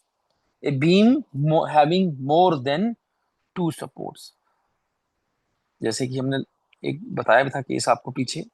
तो ये जो बीम है इसे मैं क्या कहूंगा, इसे मैं कहूंगा कॉन्टिन्यूस बीम, क्योंकि इसके अंदर दो से अधिक, दो से अधिक अब कितने भी हो सकते हैं, 4 5 6 10, कितना भी, दो से अधिक अगर सपोर्ट है उस बीम को मैं कहा क्या कहूंगा, कॉन्टिन्यूस बीम। जैसे मैंने ये बना दिया, अब बताओ ये क्या है। यहां पर मैंने फिक्स लगा दिया। अब फिक्स के साथ आपने ये पता था कि अगर ये ऐड हो जाए तो उसको प्रॉप्ड कहते हैं। पर अगर जैसे ही सपोर्ट एक और ऐड हो गया, तीन सपोर्ट, अब इसको प्रॉप्ड कैंटिलीवर नहीं कहेंगे, अब इसको हम कहेंगे continuous beam. A beam having, very important definition here, having more than two supports।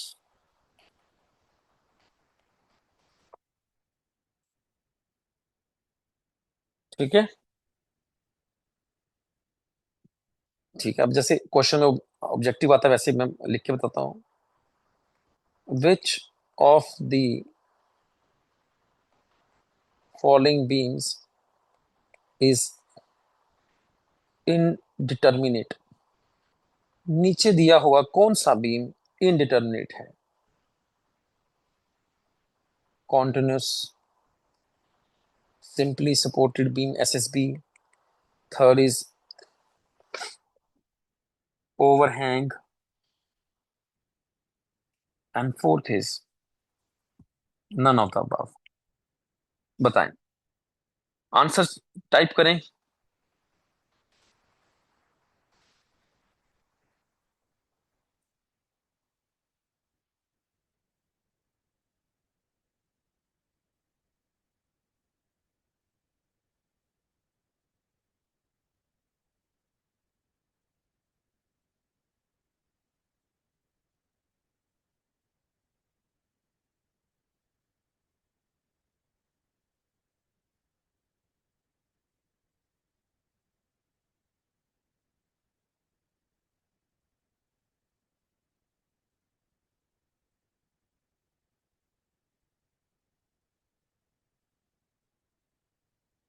Anyone? Are we still connected or not? No one is typing in.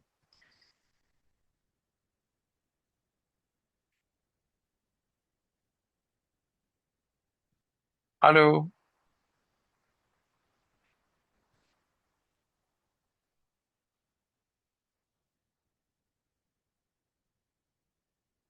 Yes sir. Okay, we are connected. Option दीजिए, ए B C D, क्या बताऊं इसमें क्या answer है? कौन सा beam indeterminate है? अभी हमने तीन इनडिटर्मिनेट पढ़े, तीन डिटर्मिनेट पढ़े। पहले तीन जो पढ़े थे वो डिटर्मिनेट थे, जो बाद में तीन पढ़े वो इनडिटर्मिनेट थे। Make any wild guess.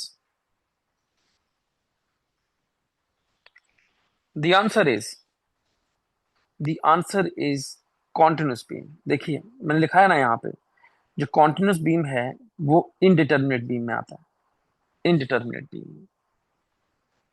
Clear? और ये जो पहले तीन पढ़े थे हमने, सिंपली सपोर्टेड, ये मैंने तीनों कहा था आपके कौन से हैं, ये डिटर्मिनेट बीम है और ये इनडिटर्मिनेट बीम है। Is this clear? तो द पॉइंट इज, हम डिटर्मिनेट टू इनडिटर्मिनेट बात कर रहे हैं। What is determinate beam? See, determinate beam वो होता है, ठीक है, इन विच होल स्ट्रक्चर या beam can be analyzed, can be analyzed by using equations of static equilibrium. अगर पूरा स्ट्रक्चर एनालाइज हो पाए सिर्फ केवल स्टैटिक इक्विलिब्रियम की इक्वेशन से, तो हम ऐसे स्ट्रक्चर को डिटर्मिनेट स्ट्रक्चर या डिटर्मिनेट बीम कहते हैं। अब होता क्या है, let's say this is a beam और ये लोड लग गया, और ये बीम लोड लगने के बाद इसमें रिएक्शंस डेवलप हुए। जैसे वर्टिकल लोड लगा तो दो रिएक्शंस डेवलप हो गए, अगर हॉरिजॉन्टल लोड भी होता तो तीन रिएक्शंस डेवलप हो जाते। अब जो रिएक्शंस डेवलप हो रहे हैं उसकी वैल्यू हमें नहीं पता, वो हमारे लिए क्या है, अननोन है। हमारे लिए क्या है, अननोन। यहाँ पे हमारे लिए यहाँ पे अननोन है। लोड की वैल्यू हमें पता होगी कितना लोड लगा है। हमारे लिए तीन यहाँ पे अननोन पैदा हो गए लोड के रिस्पॉन्स में, तो अननोन हमारे पास क्या होंगे, रिएक्शंस। अब किसी भी स्ट्रक्चर को एनालाइज करने के लिए एक्सटर्नल लोड और रिएक्शंस का पता होना जरूरी होता है।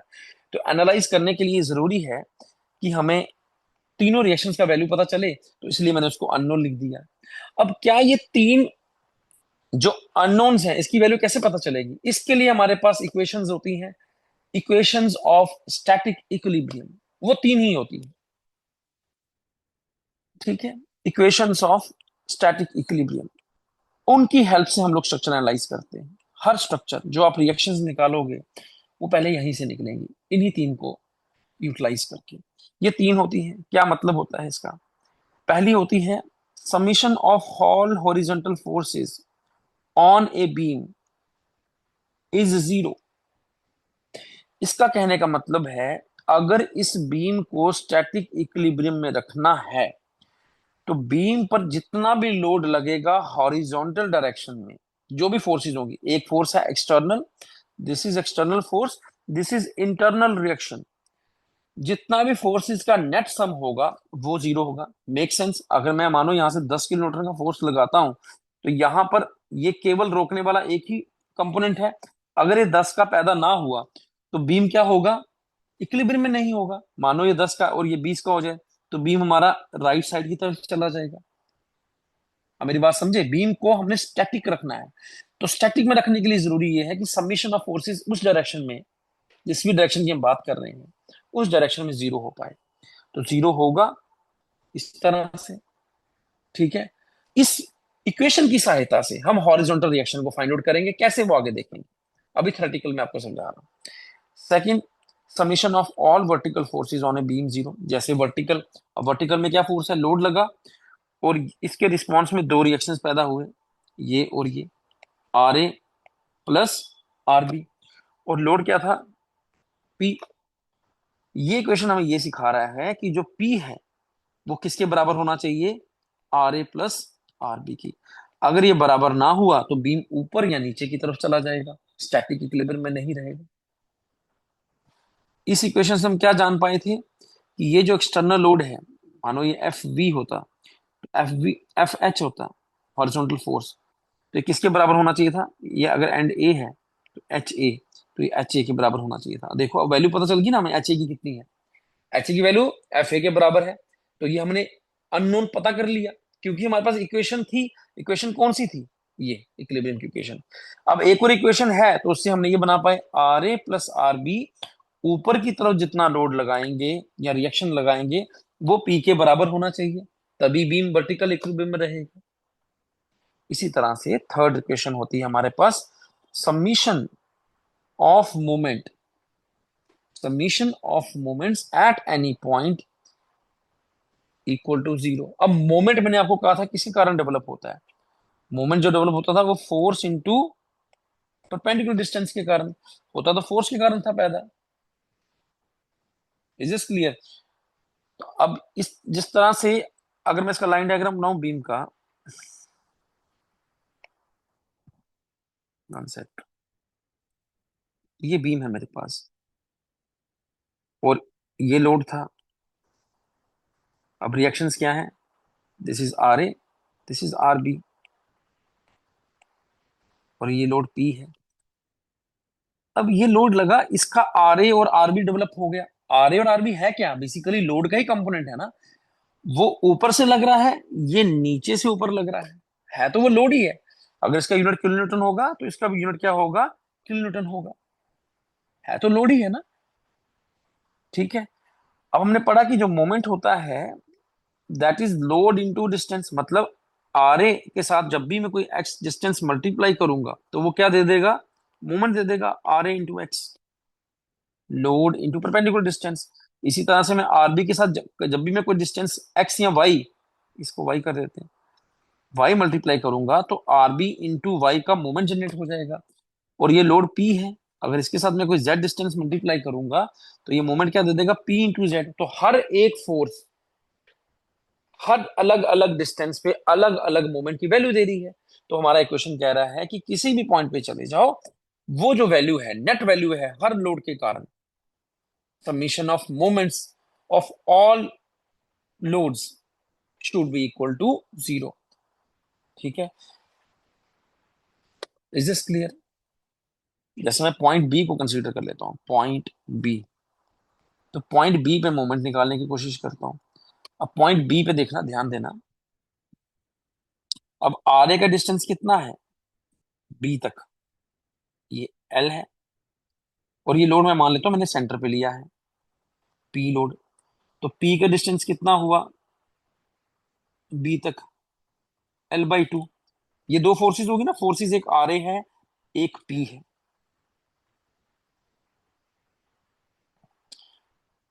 और तीसरी फोर्स है आरबी।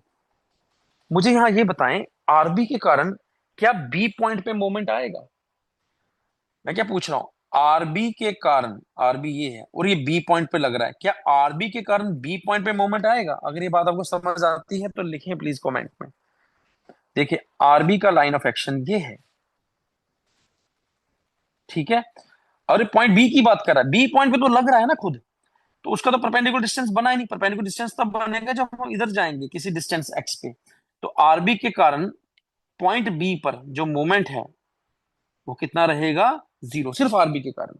ठीक है, अब मैं मोमेंट एट बी लिख रहा हूं, तो इसका लिखने का तरीका है, ध्यान देना यहां पर बहुत ज्यादा, इसका लिखने का तरीका है, जिस भी पॉइंट पर आप मोमेंट को लिख रहे हो, मानो कि मैं राइट पॉइंट पे लिख रहा हूं, ये मेरा राइट पॉइंट है, सबसे राइट पे यही पॉइंट है, तो मैं जब शुरुआत करूंगा मोमेंट लिखना तो मैं सबसे लेफ्ट से शुरुआत करूंगा। कहां से करूंगा, एक्सट्रीम लेफ्ट से। तो एक्सट्रीम लेफ्ट पे कौन सा है, पहले आर ए, फिर कौन सा आएगा, फिर पी आएगा। Is this clear? तो पहले मैं आर ए के कारण लिखता हूं, R A into perpendicular distance, लिख कहां रहे हैं, बी पर। तो आर ए का डिस्टेंस कितना है, डिस्टेंस है एल। और रोटेशन कैसा है, रोटेशन सेंस कैसा है, देखो मैंने कहा था उसके लिए हमने हेड देखना है, एरो का कहां है, हेड एरो का कहां है, अपवर्ड, हमें पॉइंट बी पे जाना है। तो रोटेशन सेंस क्या बना, क्लॉकवाइज की एंटी क्लॉकवाइज, क्लॉकवाइज। एरो से हमने जाना है पॉइंट पी पे, दूसरा रास्ता भी है, कैसे, ऐसे घूमकर, वो लंबा रास्ता, load always travel shortest path. तो आपका क्या आएगा, आर ए इंटू एल, और ये कैसे आएगा, क्लॉकवाइज डायरेक्शन। अब दूसरा लोड कौन सा है, P, second load is P, P का हेड कहां पे, नीचे की तरफ। तो रोटेशन सेंस कैसा बनेगा, क्लॉकवाइज की anti clockwise, anti clockwise, shortest path देखा हमने। अब क्योंकि क्लॉकवाइज को पॉजिटिव ले लिया था, अभी के लिए मैं आपको ऐसे सिखा रहा हूं, आगे इसका पूरा साइन कन्वेंशन से काम करेंगे। अभी के लिए समझो, क्योंकि क्लॉकवाइज को पॉजिटिव ले लिया था तो एंटी क्लॉकवाइज को क्या लेना पड़ेगा, नेगेटिव। तो पी, बी तक, बी पर लिख रहे हैं, बी तक का डिस्टेंस कितना है, पी इंटू L/2। और इसी को कह दिया, इक्वेशन क्या कहता है, अब मैंने देखो, इक्वेशन कहता था किसी भी पॉइंट पर summation of moments due to forces equal to 0 होना चाहिए। तो इसके कारण मैं ये लिख पाऊंगा, अब मैं दोनों का, तीनों फोर्सेस का इफेक्ट देख लिया पॉइंट बी पे, जब मैंने तीनों फोर्सेस का इफेक्ट देख लिया पॉइंट बी पे, तो मैं यहां इक्वल टू 0 लिख सकता हूं। तीसरा मैंने फोर्सेस नहीं लिखा आरबी, क्योंकि उसके कारण तो 0 है ना। अब फोर्सेस तो तीन ही थी, अब तीन में से दो रह गई, एक आर ए और पी रह गई, तो उनका मैंने डिस्टेंस करके उनको मोमेंट बना करके इक्वल टू 0 कर दिया। किसकी हेल्प से, because of the help of the static equilibrium. यहाँ पे भी नहीं आएगा, किसी भी पॉइंट पे होता है। ठीक है, ये थर्ड इक्वेशन थी हमारी। इस इक्वेशन के कारण मैं ये सब लिख पाया, और इसी इक्वेशन के कारण अब देखिए मेरी वैल्यू भी निकलेगी, आर ए इक्वल टू ये वहां पे पॉजिटिव हो जाएगा, PL/2/2L। ये कितना हो गया, P/2। तो अब इस इक्वेशन के कारण मैं RA की वैल्यू निकाल पाया। ठीक है, RA की वैल्यू निकल गई हमारी। अब RB की भी निकल सकती है। वो सेकंड इक्वेशन हमारी क्या थी, summation of all vertical forces equal to zero. उसमें हम क्या लिख रहे थे, अगर ये बाहर से एक्सटर्नल है, इंटरनल में दो हैं, RA और RB, ये मिलकर के वर्टिकल लोड P को रोक रहे हैं। तो मैं ये लिख पाया P = RA plus RB। RA का वैल्यू निकल चुका है, P/2 RB। तो RB कितना आ जाएगा, P - P/2, that is P/2।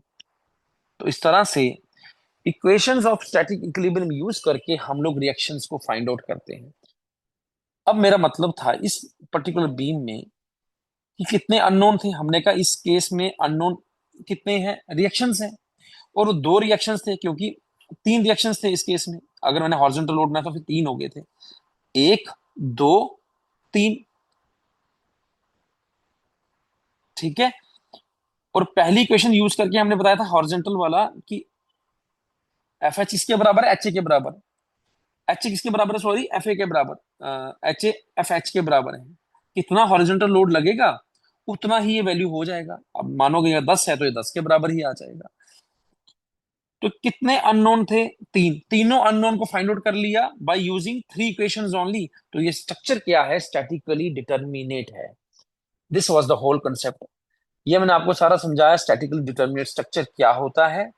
और ये भी पता चल गया कि simply supported beam statically determinate क्यों है, क्योंकि उसमें जितने भी अननोन बनते हैं वो सारे ही तीनों क्वेश्चन से निकल जाते हैं। आई hope it is clear now. ठीक है, दिस इज स्टैटिकली डिटर्मिनेट। तो इसमें हमने तीन बीम्स पढ़े हैं, स्टैटिकली डिटर्मिनेट, रिवाइज कर रहे हैं हम लोग बेसिकली, और स्टैटिकली इनडिटर्मिनेट। पहला आ गया हमारा simply supported, second is cantilever, and third is overhang. और इसमें कौन सा आएगा, फिक्स्ड, प्रोब्ड एंड कॉन्टिन्यूस। ये टेबल बहुत इंपॉर्टेंट है एग्जामिनेशन पॉइंट ऑफ व्यू से। ठीक है,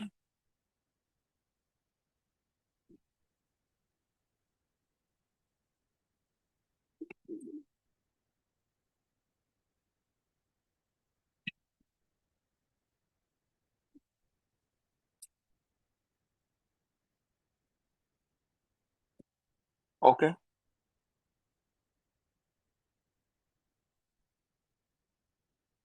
इज दिस क्लियर नाउ।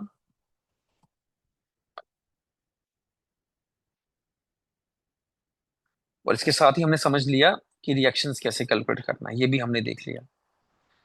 देखिए यहाँ बहुत सारे क्वेश्चंस जो हैं वो रिएक्शंस कैलकुलेट करने पर भी आते हैं। मेजरली क्वेश्चंस रिएक्शंस ही कैलकुलेट करवाएंगे, क्योंकि जेई का पेपर है। 1-2 न्यूमेरिकल लाइन में जो न्यूमेरिकल सॉल्व हो जाए वो क्वेश्चन ज्यादा पूछे जाने के चांसेस होते हैं। तो रिएक्शन सॉल्व करवाना बड़ा ही मतलब एक कन्वीनियंट क्वेश्चन रहता है एग्जामिनर के लिए। और हमने देखा है कि बार बार इस तरह के क्वेश्चन जो हैं वो पूछते हैं एग्जाम में। Is this clear now. ठीक है, यहां तक किसी को डाउट है।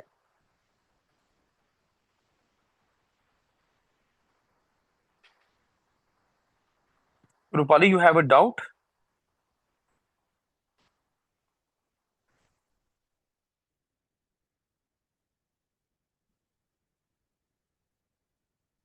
चलो मैं अभी आपने रिएक्शंस कैलकुलेट करना सीखा है। वैसे तो मैंने आपको ये नेक्स्ट लेक्चर में करवाना था, क्योंकि इसमें कवर हो गया है। अभी हमने बीम्स कवर कर ली हैं, हम नया टॉपिक जो पढ़ेंगे वो टाइप्स ऑफ लोड है। पर अभी के लिए मैं इसको थोड़ा सा डिले कर रहा हूँ, क्योंकि अभी तक मैंने एक ही लोड इंट्रोड्यूस किया है जो कि पॉइंट लोड है, आप लोगों जिस पे हमने अभी काम किया। तो इस केस में आपने देखा, ये एक, ध्यान से सुनिएगा जरा प्लीज। ये एक पॉइंट लोड था जो कि सेंटर में लग रहा था, जिसकी वैल्यू पी थी। और R A load, R A reaction और आर बी रिएक्शंस फॉर्म हुए, और जब हमने इनकी कैलकुलेशन करी तो ये रिएक्शन कितना आया, P/2, P/2। तो क्या ऑब्जर्व किया आपने, जब लोड सेंटर में हो बीम के, when the load is placed at the center of the beam and the beam is simply supported, beam simply supported है, तो दोनों रिएक्शंस इक्वल फॉर्म हो रहे हैं, और कितना फॉर्म हो रहे हैं, लोड का हाफ। Is this clear? तो इस तरह के केस को, जब लोड बिल्कुल सिमेट्रिक है, लोड बिल्कुल सेंटर में है, तो उसको कहते हैं सिमेट्रिकली लोडेड बीम। समझ गए? ये लोड सेंटर में था, इसलिए आधा आधा डिवाइड हो गया, इसलिए आधा आधा डिवाइड हो गया। अब ये भी एक कॉन्सेप्ट है तेज क्वेश्चन कर पाना का। कई बार क्वेश्चन में लोड बहुत सारे होते हैं, पर लोड इस तरह से प्लेस होते हैं कि वो सिमेट्रिक लोड बीम बन जाता है। इसी केस में अगर मैं आपको थोड़ा सा एक क्वेश्चन और करवाऊं,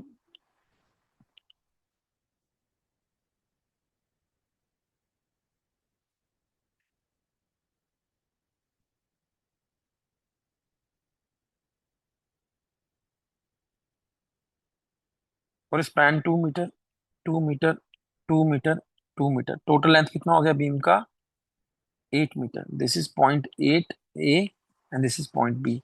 मुझे बताइएगा कि आर ए और आर बी कितना फॉर्म हुआ। पहली बात तो ये जज करने की कोशिश करें, क्या ये बीम एक सिमेट्रिकल लोडेड बीम है कि नहीं।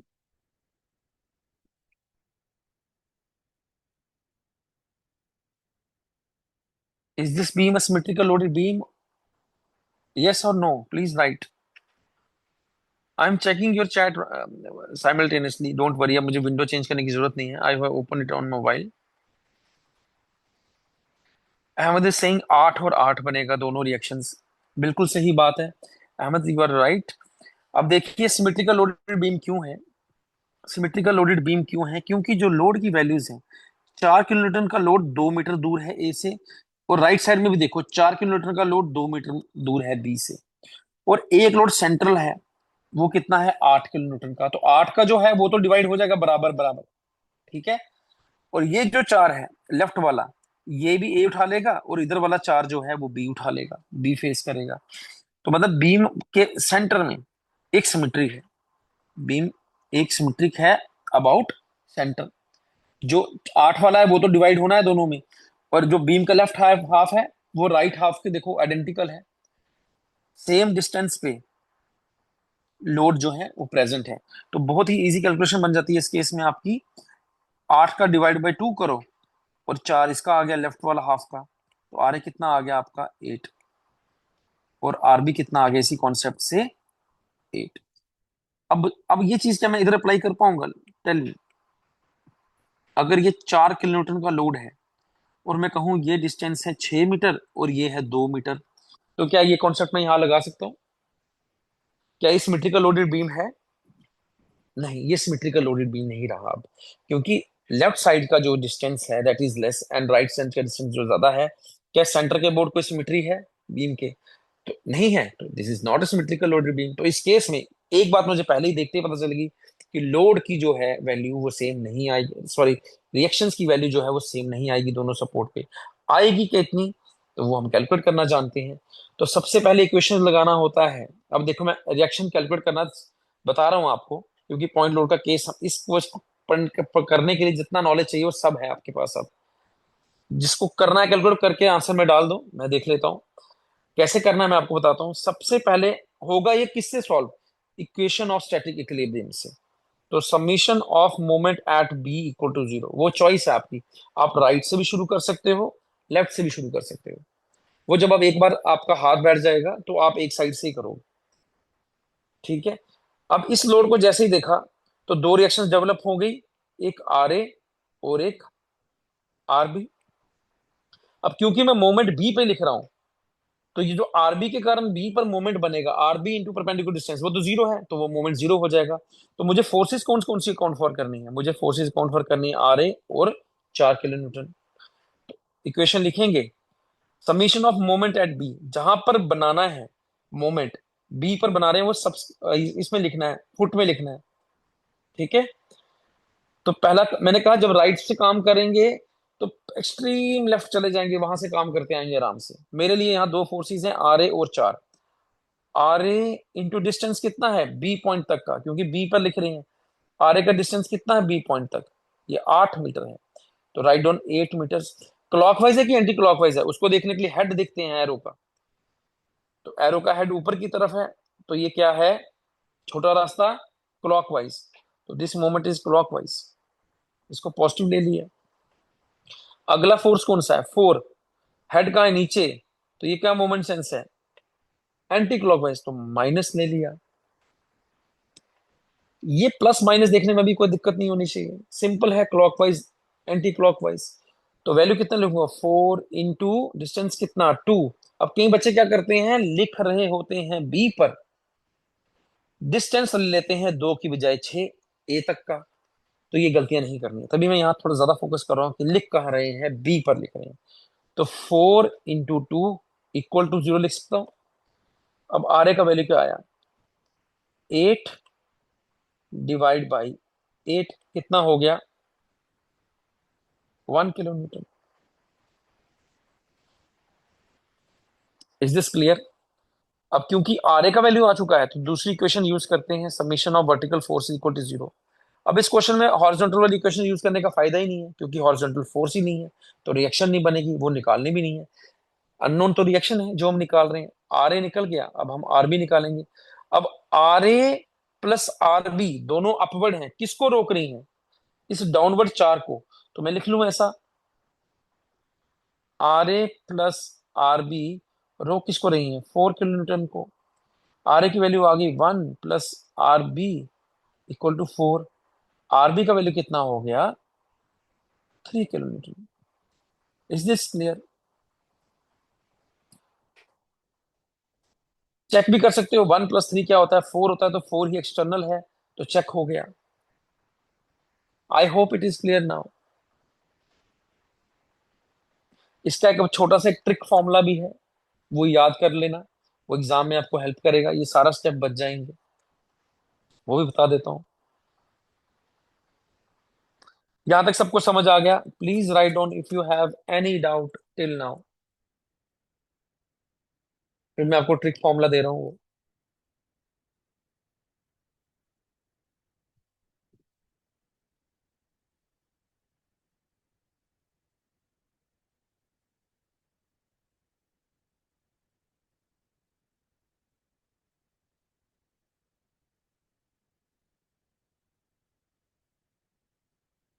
डन। तो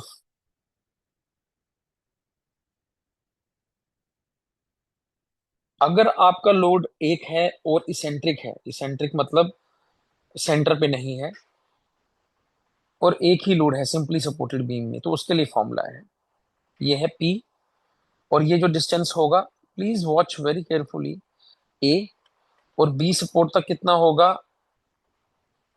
B. This is A, this is B. तो ये जो रिएक्शन आर ए डेवलप होगा, ये होगा डेवलप, पहले लोड लिखेंगे, इनटू लिखेंगे डिस्टेंस। अब हम ए निकाल रहे हैं ना, आर ए, आर ए निकाल रहे, तो डिस्टेंस ऑपोजिट वाला लिखेंगे हम, P into B upon total distance, A plus B. Very easy. इसी तरह से जब आर बी लिखेंगे, तो डिस्टेंस कौन सा लिखेंगे, ऑपोजिट वाला, पहला लोड लिखेंगे, डिस्टेंस लिखेंगे ऑपोजिट, डिस्टेंस कौन सा है इसका ऑपोजिट वाला, P into A upon A plus B. This is the formula. जैसे पिछले केस में पी कितना था हमारा, 4 किलोमीटर, ए कितना था, 6 मीटर, बी कितना था, 2 मीटर, यही क्वेश्चन था आई थिंक। तो हमने आर ए निकाला था, आर ए के वैल्यू क्या था, पी लिखो 4, बी कितना था 2, और टोटल डिस्टेंस कितना होगा, 6 + 2 8। तो 4 इंटू 2 अपॉन 8 कितना हो गया, 1। तो फिर कितना आसानी से आ गया। और ये कितना था आर बी, 4 इंटू ए कितना, 6 अपॉन 8, तो ये हो गया 2, और ये हो गया 3। तो आरबी कितना आया था, 3 kilometre.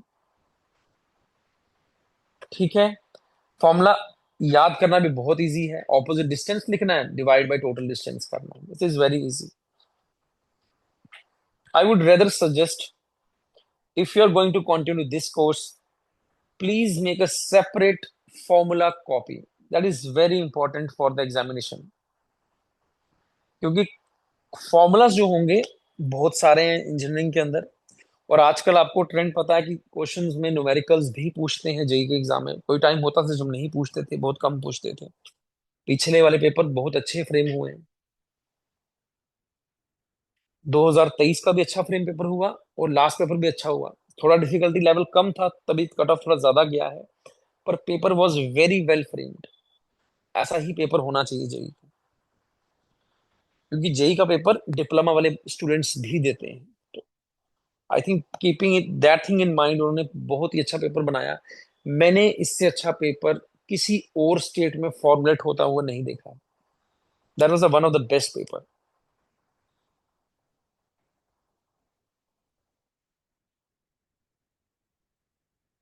And my students in some 17 में से 16 क्वेश्चन, एक क्वेश्चन का मैं वो लेता हूँ थोड़ा सा, 17 में से 16 क्वेश्चन नोट्स में से थे, राइट फ्रॉम नोट्स। वो भी एक क्वेश्चन जो था वो थोड़ा सा, अगर उसका स्टेटमेंट थोड़ा सा कैच था, अगर स्टेटमेंट कैच कर लेते तो वो क्वेश्चन भी होता है। फिर भी मैं 1% का लेता हूँ tolerance. 99% question were from the notes itself. Clear? तो बेसिकली आपने देख लिया डिटर्मिनेट स्ट्रक्चर क्या होता है, किसे हम डिटर्मिनेट कह रहे हैं, किसे हम इनडिटर्मिनेट क्यों क्यों कह रहे हैं। अब जैसे हम प्रॉप्ट कैंटिलीवर, मतलब सॉरी, इसमें तो हम प्रॉप्ट कैंटिलीवर नहीं पढ़ेंगे। अब देखिए, जो इनडिटर्मिनेट प्रॉब्लम्स होती हैं वो इन तीन इक्वेशन से सॉल्व नहीं होती, उनके लिए एक्स्ट्रा इक्वेशंस चाहिए होती हैं, जिसको हम कंपैटिबिलिटी इक्वेशंस बोलते हैं, इक्विलिब्रियम इक्वेशंस बोलते हैं। वो अच्छी बात ये है कि वो सब आपके सिलेबस में नहीं है जेई के, वो एई के सिलेबस में है। तो जेई में हमें कंपैटिबिलिटी इक्वेशंस, इक्विलिब्रियम इक्वेशंस नहीं पढ़ना।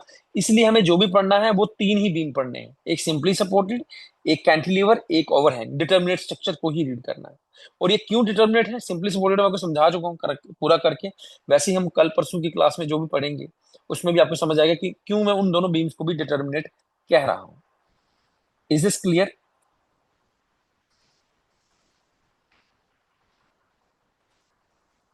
Moving on to next topic.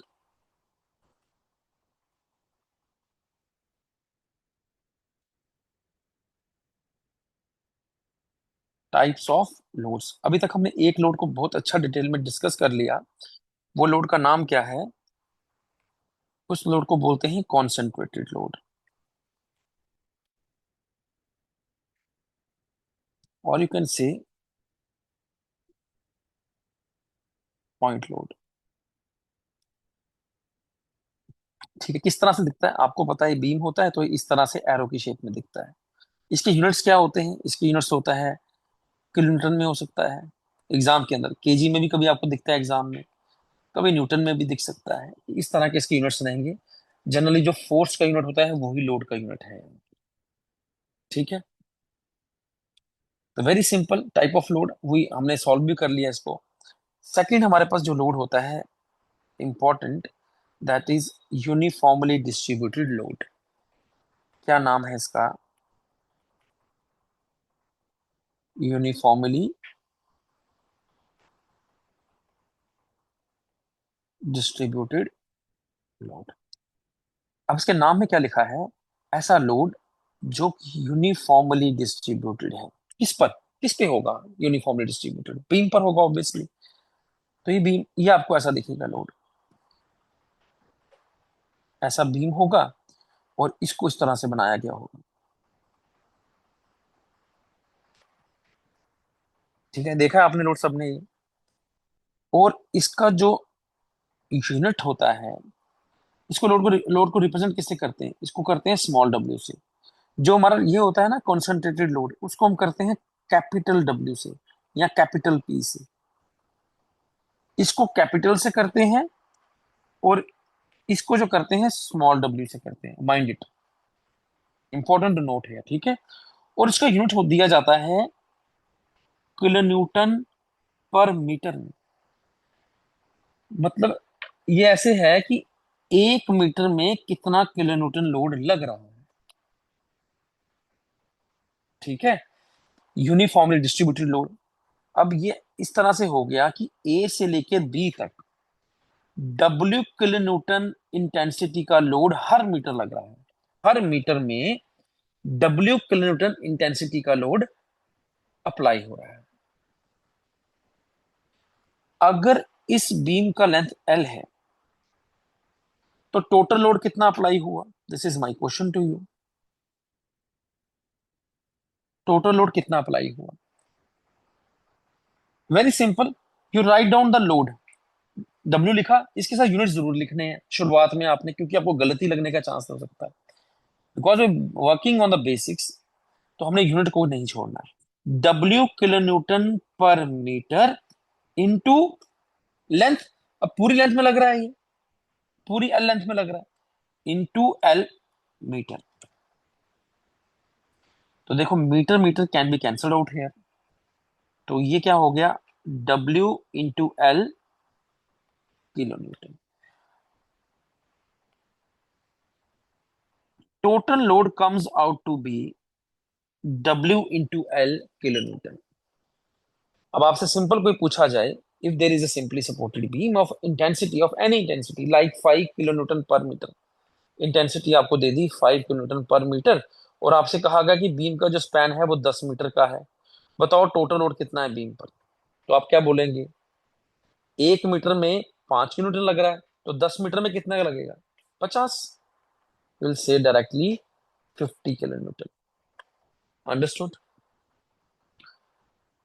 अगर समझ आ गया प्लीज से यस ऑन द चैट।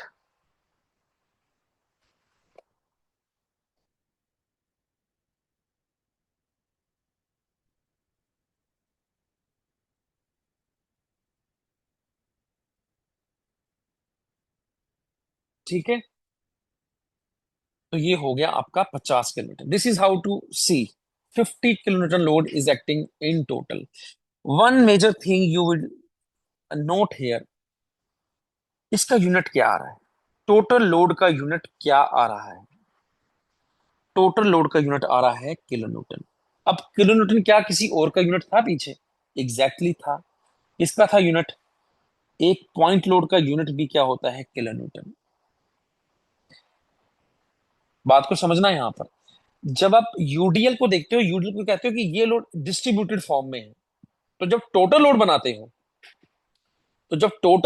हो, तो उसका यूनिट किस में बन जाता है, किलो न्यूटन में। मतलब अब वो यूडीएल जो है, आपने जब टोटल लोड लिख रहे हो तो वो एक पॉइंट लोड की फॉर्म ले ली है उसने। You can think like that because it helps in analysis further. ऐसा सोचना है हमें कि सारा का सारा जो टोटल लोड है यूडीएल का, वो किसकी फॉर्म में आ गया है, एक कॉन्सेंट्रेटेड लोड की फॉर्म में आ गया है। और वो जो कॉन्सेंट्रेटेड लोड है, अब उसका पॉइंट ऑफ एप्लीकेशन चाहिए, कि उसका पॉइंट ऑफ एप्लीकेशन कहां होगा। उसका पॉइंट ऑफ एप्लीकेशन होगा, लिसन वेरी केयरफुली, उसका पॉइंट ऑफ एप्लीकेशन होगा at the CG of the loading diagram, at the CG of the loading diagram. मैं हर एक स्टेप को फिर से आपसे एलैबोरेट करूंगा, अभी सुनते चलो। CG of the loading diagram, CG मतलब centre of gravity of the loading diagram. अभी यहां पे लोडिंग डायग्राम कैसा है, ए से लेकर बी तक कॉन्टिन्यूस है, और उसका CG कहां आएगा, इसके लोडिंग डायग्राम के सेंटर में। तो ये जो मैं डॉटेड लाइन बना रहा हूं, ये मेरा एक अज्यूम्ड टोटल लोड है। अज्यूम क्यों कह रहा हूं, देखो लोड को मैं एक पॉइंट लोड में अज्यूम कर रहा हूं, क्यों कर रहा हूं, क्योंकि उसका कोई मकसद है आगे, वैसा कोई पर्पस है आगे, तभी बोल रहा हूं आपको करने के लिए। आपने इसको अज्यूम कर लेना है कि मैंने कंप्लीट यूडीएल को एक शेप दे दी है, किसकी, पॉइंट लोड की शेप दे दी है, और उस लोड को कहां प्लेस कर देना है, और उस लोड को प्लेस कर देना है at the CG of the loading diagram. Very important here. I can repeat this for 2 3 more times. It is that important.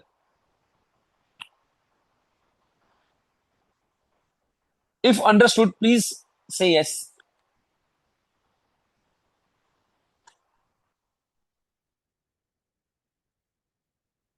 ठीक है, अब जो मैंने कहा वो करके दिखाएंगे अभी। क्या कहा मैंने आपको? अच्छा, एक बात और है, फिर से बताइए सर, वही बता रहा हूँ, वही बता रहा हूँ, फिर से बता रहा हूँ। ये आपका डायग्राम है।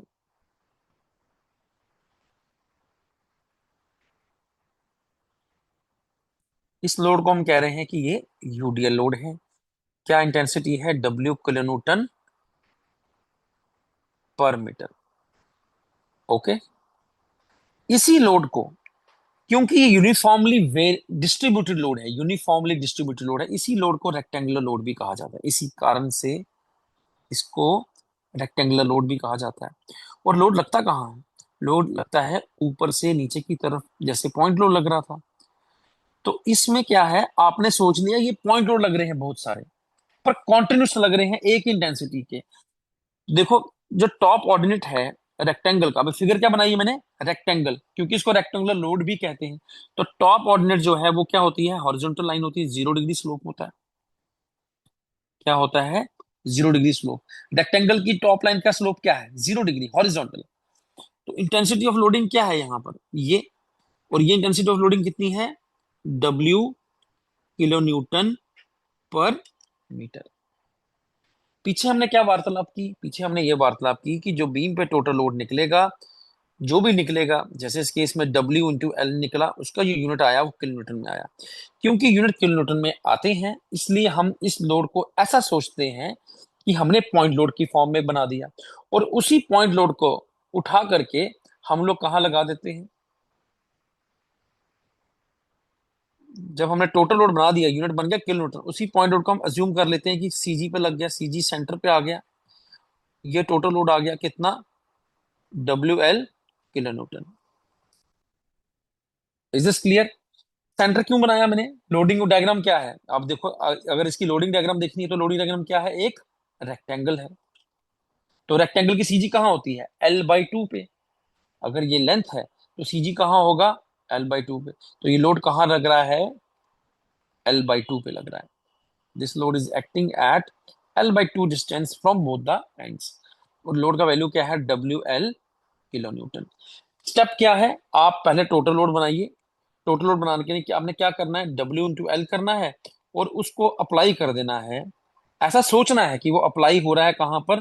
सीजी ऑफ लोडिंग डायग्राम पर। I hope is this is clear. इतना स्टेप अभी के लिए याद करेंगे, कल को जब हम रिएक्शन निकालेंगे तब ये सारा आपको फिर मैं याद करवाऊंगा। स्टेप रिवाइज कर लेते हैं। पहले टोटल लोड बनाओ, टोटल लोड का यूनिट आएगा किलो न्यूटन में। उस किलो न्यूटन के लोड को सोच लो कि वो मैंने पॉइंट लोड बना लिया, और उस पॉइंट लोड को सोच लो कि वो कहाँ लग रहा है? सीजी पे लग रहा है, acting at the CG of the loading diagram. Load diagram कैसा होता है रेक्टेंगल का? यूडीएल का एक रेक्टेंगल होता है। अगर आपसे यहाँ कोई क्वेश्चन पूछ ले, ये भी क्वेश्चन बन सकता है कि यूडीएल का स्लोप कितना होता है? एक horizontal line, linear, 1 degree, 0 degree, या एक पैराबोलिक लाइन। तो आप क्या बोलोगे? एक हॉरिजॉन्टल लाइन, यानी कि एक 0 degree. This is we have covered the UDL in very detail. Done.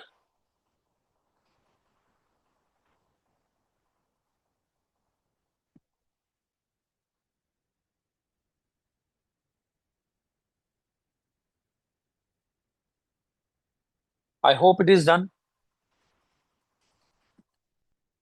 कोई प्रॉब्लम है तो बताओ, आई कैन रिपीट अगेन।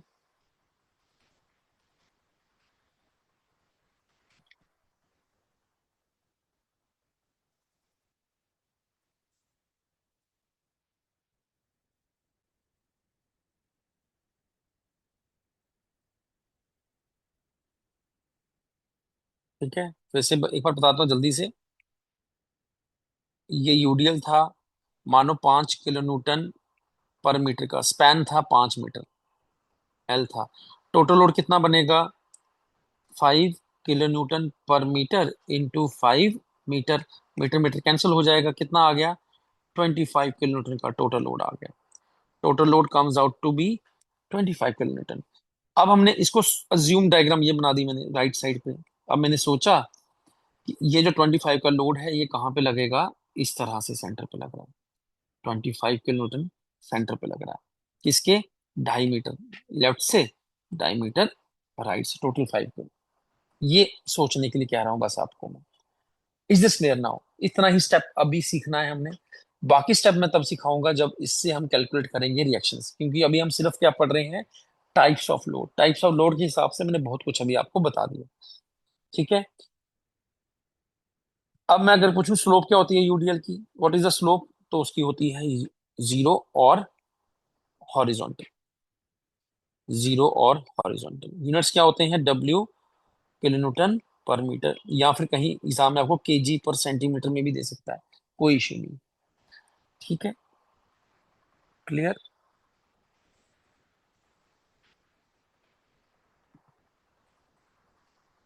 जैसे मैंने ये डायग्राम बनाया, अभी मैंने आपको मोमेंट निकालना भी सिखाया था पीछे, है ना?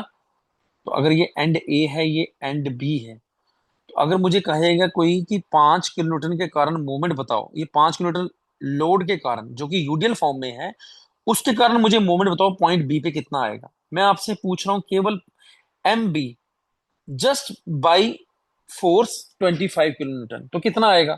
Just by UDL, due to UDL W, तो कितना आएगा? लोड को मल्टीप्लाई करो किससे?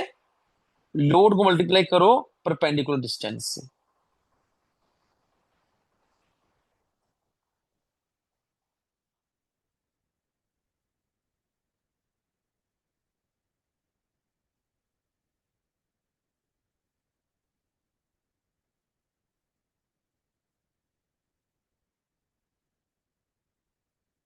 आई थिंक कोई ग्लिच आया है इसमें, तो अच्छा। तो हमने 25 बनाया था ये, इंटू 2.5, तो मैं एम बी सिर्फ इस लोड के कारण लिखना चाहता हूँ, 25 इंटू 2.5। तो बेसिकली मैं क्या लिख रहा हूँ, moment at B due to UDL लिख रहा हूँ। ये डायग्राम है बेसिकली। तो अब इस डायग्राम को देखकर, जिसमें सिर्फ 5 किलोन्यूटन पर मीटर था, तो उसमें आप सोच नहीं पाते हो कि लोड का एप्लीकेशन क्या है, क्योंकि लोड आपको अप्लाई होता है हर पॉइंट पे दिख रहा है। तो ये आसानी होती है इसको ये एज्यूम करने से। ठीक है, this is the point I wanted to make. Okay, तो इसे हम कहते हैं यूडीएल। आज हम क्लास यहाँ एंड करेंगे because it's a demo lecture and we keep it short. और फिर कल का टाइम आपसे मैं शेयर कर दूंगा। कल 10 बजे क्लास नहीं होगी, जो जिस भी टाइम पे होगी I will share on the group. इसके जो नोट्स हैं जो अभी तक पढ़ाया है वो आपको मैं इसी व्हाट्सएप ग्रुप पे पीडीएफ बना करके सेंड कर दूंगा। और इसका जो रिकॉर्डिंग है आज के लेक्चर का, इसको आने में मतलब 24 आवर लग जाते हैं पोर्टल पे अपलोड होने में, तो ये आपको वहीं मिल जाएगा। ये आपको यूट्यूब पे भी मिल जाएगा हमारे, और वहां भी मिल जाएगा जहां पे अपने कोर्स पे एनरोल किया है। ठीक है, तो कल हम लोग डिस्कस करेंगे आगे, जिसको हम कहेंगे ग्रेजुअली वेरिड लोड या फिर ट्राइंगल लोड। और फोर्थ हम लोड डिस्कस करेंगे मोमेंट, एक्सटर्नल मोमेंट। उसके बाद सभी लोड केसेस हमारे पास आ गए हैं, सभी टाइप ऑफ बीम्स हमने कवर कर ली हैं, और सपोर्ट्स की नॉलेज पड़ गई है। अब हम आगे, उसके आगे हम पढ़ेंगे अलग अलग लोड केसेस के लिए। जैसे हमने पॉइंट लोड पे के लिए पहले निकालना सीख लिया, यूडीएल के कारण रिएक्शंस कैसे करेंगे, फिर शेयर फोर्स डायग्राम भी बनाएंगे, बेंडिंग मोमेंट डायग्राम भी बनाएंगे। जीवीएल आपका इस तरह से दिखता है, कुछ ट्राइंगल सा। और फोर्थ टाइप ऑफ लोड आपका एक्सटर्नल मोमेंट होता है। तो ये सिर्फ अभी हम सिंपली सपोर्टेड के केस में देख रहे हैं।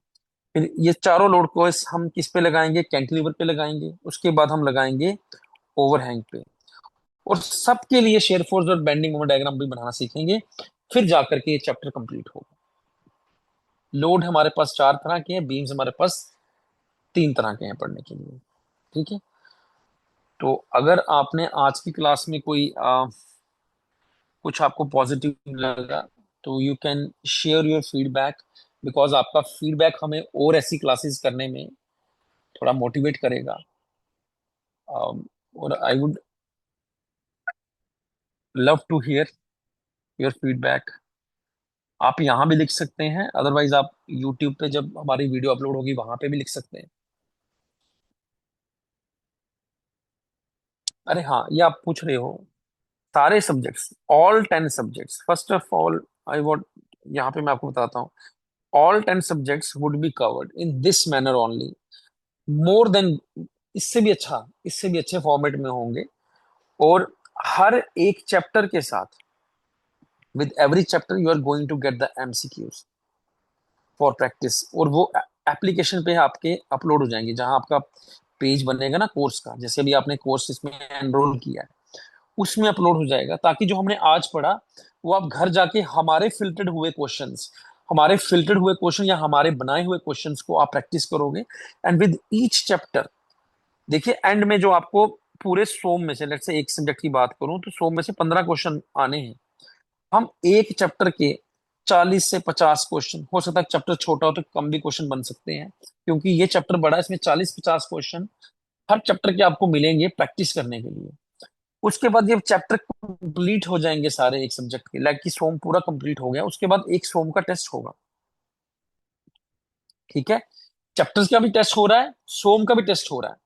उसके बाद ये जो एमसीक्यू, डेली एमसीक्यू आप करोगे, इसको please consider, don't consider it as a test, it is for your convenience only. इसमें आपने आपको अपने वो देखना है कि हमने कितना ग्रेस्प किया, अगर कम किया है उसको आप अटेम्प्ट भी कर सकते हो। और जितने भी क्वेश्चंस आते हैं ये अनलिमिटेड अटेम्प्ट के साथ आते हैं इस ऐप पे, तो हर चीज की आपको अनलिमिटेड अटेम्पटेशन है। आप एक बार करें, आपको लगा कि आपने गलत कर दिया, आप दूसरी बार अटेम्प्ट करें, रिवाइज करें, और सबके साथ प्रॉपर आपको डिटेल्ड एक्सप्लेनेशन भी मिलेगी क्वेश्चंस के साथ। ठीक है, इस तरह से टेस्ट होंगे सब्जेक्ट के, और जब आपके सारे सब्जेक्ट खत्म हो जाएंगे तो हम आपकी फाइनल टेस्ट सीरीज भी चलाएंगे। और प्रीवियस वाली टेस्ट सीरीज भी एप्लीकेशन पे है, वो भी आप लोग अवेल कर सकते हो। और अ, हम आपको जो कम्प्लीमेंट्री टेस्ट सीरीज देंगे वो इस बैच के साथ तो देंगे ही। ठीक है।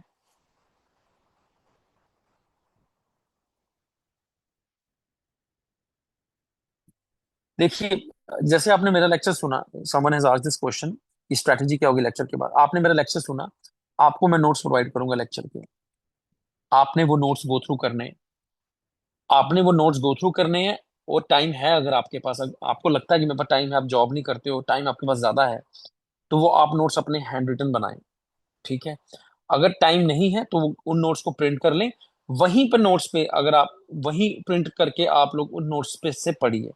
उसके बाद हम आपको क्वेश्चंस कर रहे हैं provide 40-50 her subject, her I mean chapter के, वो सफिशिएंट क्वेश्चंस होंगे। पर सफिशिएंट होंगे हमारे हिसाब से कि हमने वो क्वेश्चन फ्रेम किए हैं, सारा उसमें कवर किया है। उसके अलावा आप और भी किताबें फॉलो कर सकते हैं, जैसे कि कुछ बेसिक किताबें हैं, मैं उनका बता दूंगा आपको कौन कौन सी किताब फॉलो करनी, वहां से क्वेश्चन कर सकते हैं। अगर आप वो क्वेश्चन ना भी करेंगे तो फिर भी आपकी जो अच्छी कवरेज हम लोग बनाकर चलेंगे, क्योंकि जब पूरे एंड में जो सब्जेक्ट के एंड में जो टेस्ट होना है, फिर जो सिलेबस के एंड में टेस्ट होने हैं, वो इतने सारे क्वेश्चंस हो जाएंगे, वो that would be more than sufficient. Strategy यही रहेगी, listen to the lectures very carefully, जहां आपको लगता है कि हमने एक बार सुनने से बात नहीं बनी, उसको वहां से वापस देखो।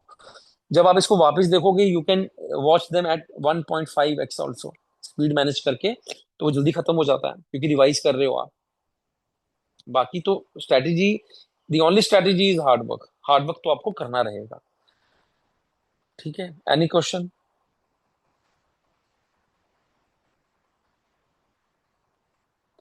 और एक काम प्लीज जरूर करना, अ, अपना फीडबैक प्लीज डाल देना, सो दैट हमें थोड़ा पता चले कि कैसा हमने पढ़ाया आज का lecture. That is really important for us to let to know, right? Now, we shall end the class right now. Thank you for joining. I welcome you at the World Institute platform. We are with a legacy of more than over 100 selections in different examinations in the state as well in the center also. I myself has been doing this since last 10 years. So I have a very extensive experience of the questions being asked in the question papers, and our test series is being loved by the most of the aspirants. आप अगर आप ये course पूरा देखते हैं, it would be of unmatched quality, because हम लोग जो हैं वो एग्जाम टॉप करके बैठे हैं, not just qualified, but we have top the examination, और एक नहीं मल्टीपल लेवल्स पे। तो वी, और क्योंकि इतनी देर से पढ़ा रहे हैं और कांटेक्ट कांस्टेंट टच में है, तो we know the things in a very good manner. बाकी आपकी मेहनत बच्चे की होती है, हमारी सिर्फ गाइडेंस होती है। स्पून फीडिंग, तो कोचिंग का मतलब स्पून फीडिंग नहीं होता, कोचिंग का मतलब होता है गाइडेंस देना। आपको कहीं डाउट है, कोई प्रॉब्लम आ रही है, we are there for you, but मेहनत तो आपको करनी है, आप पेपर तो आप ही लिखेंगे। ठीक है। Thank you, class. Hope we'll meet in the next class too. Okay.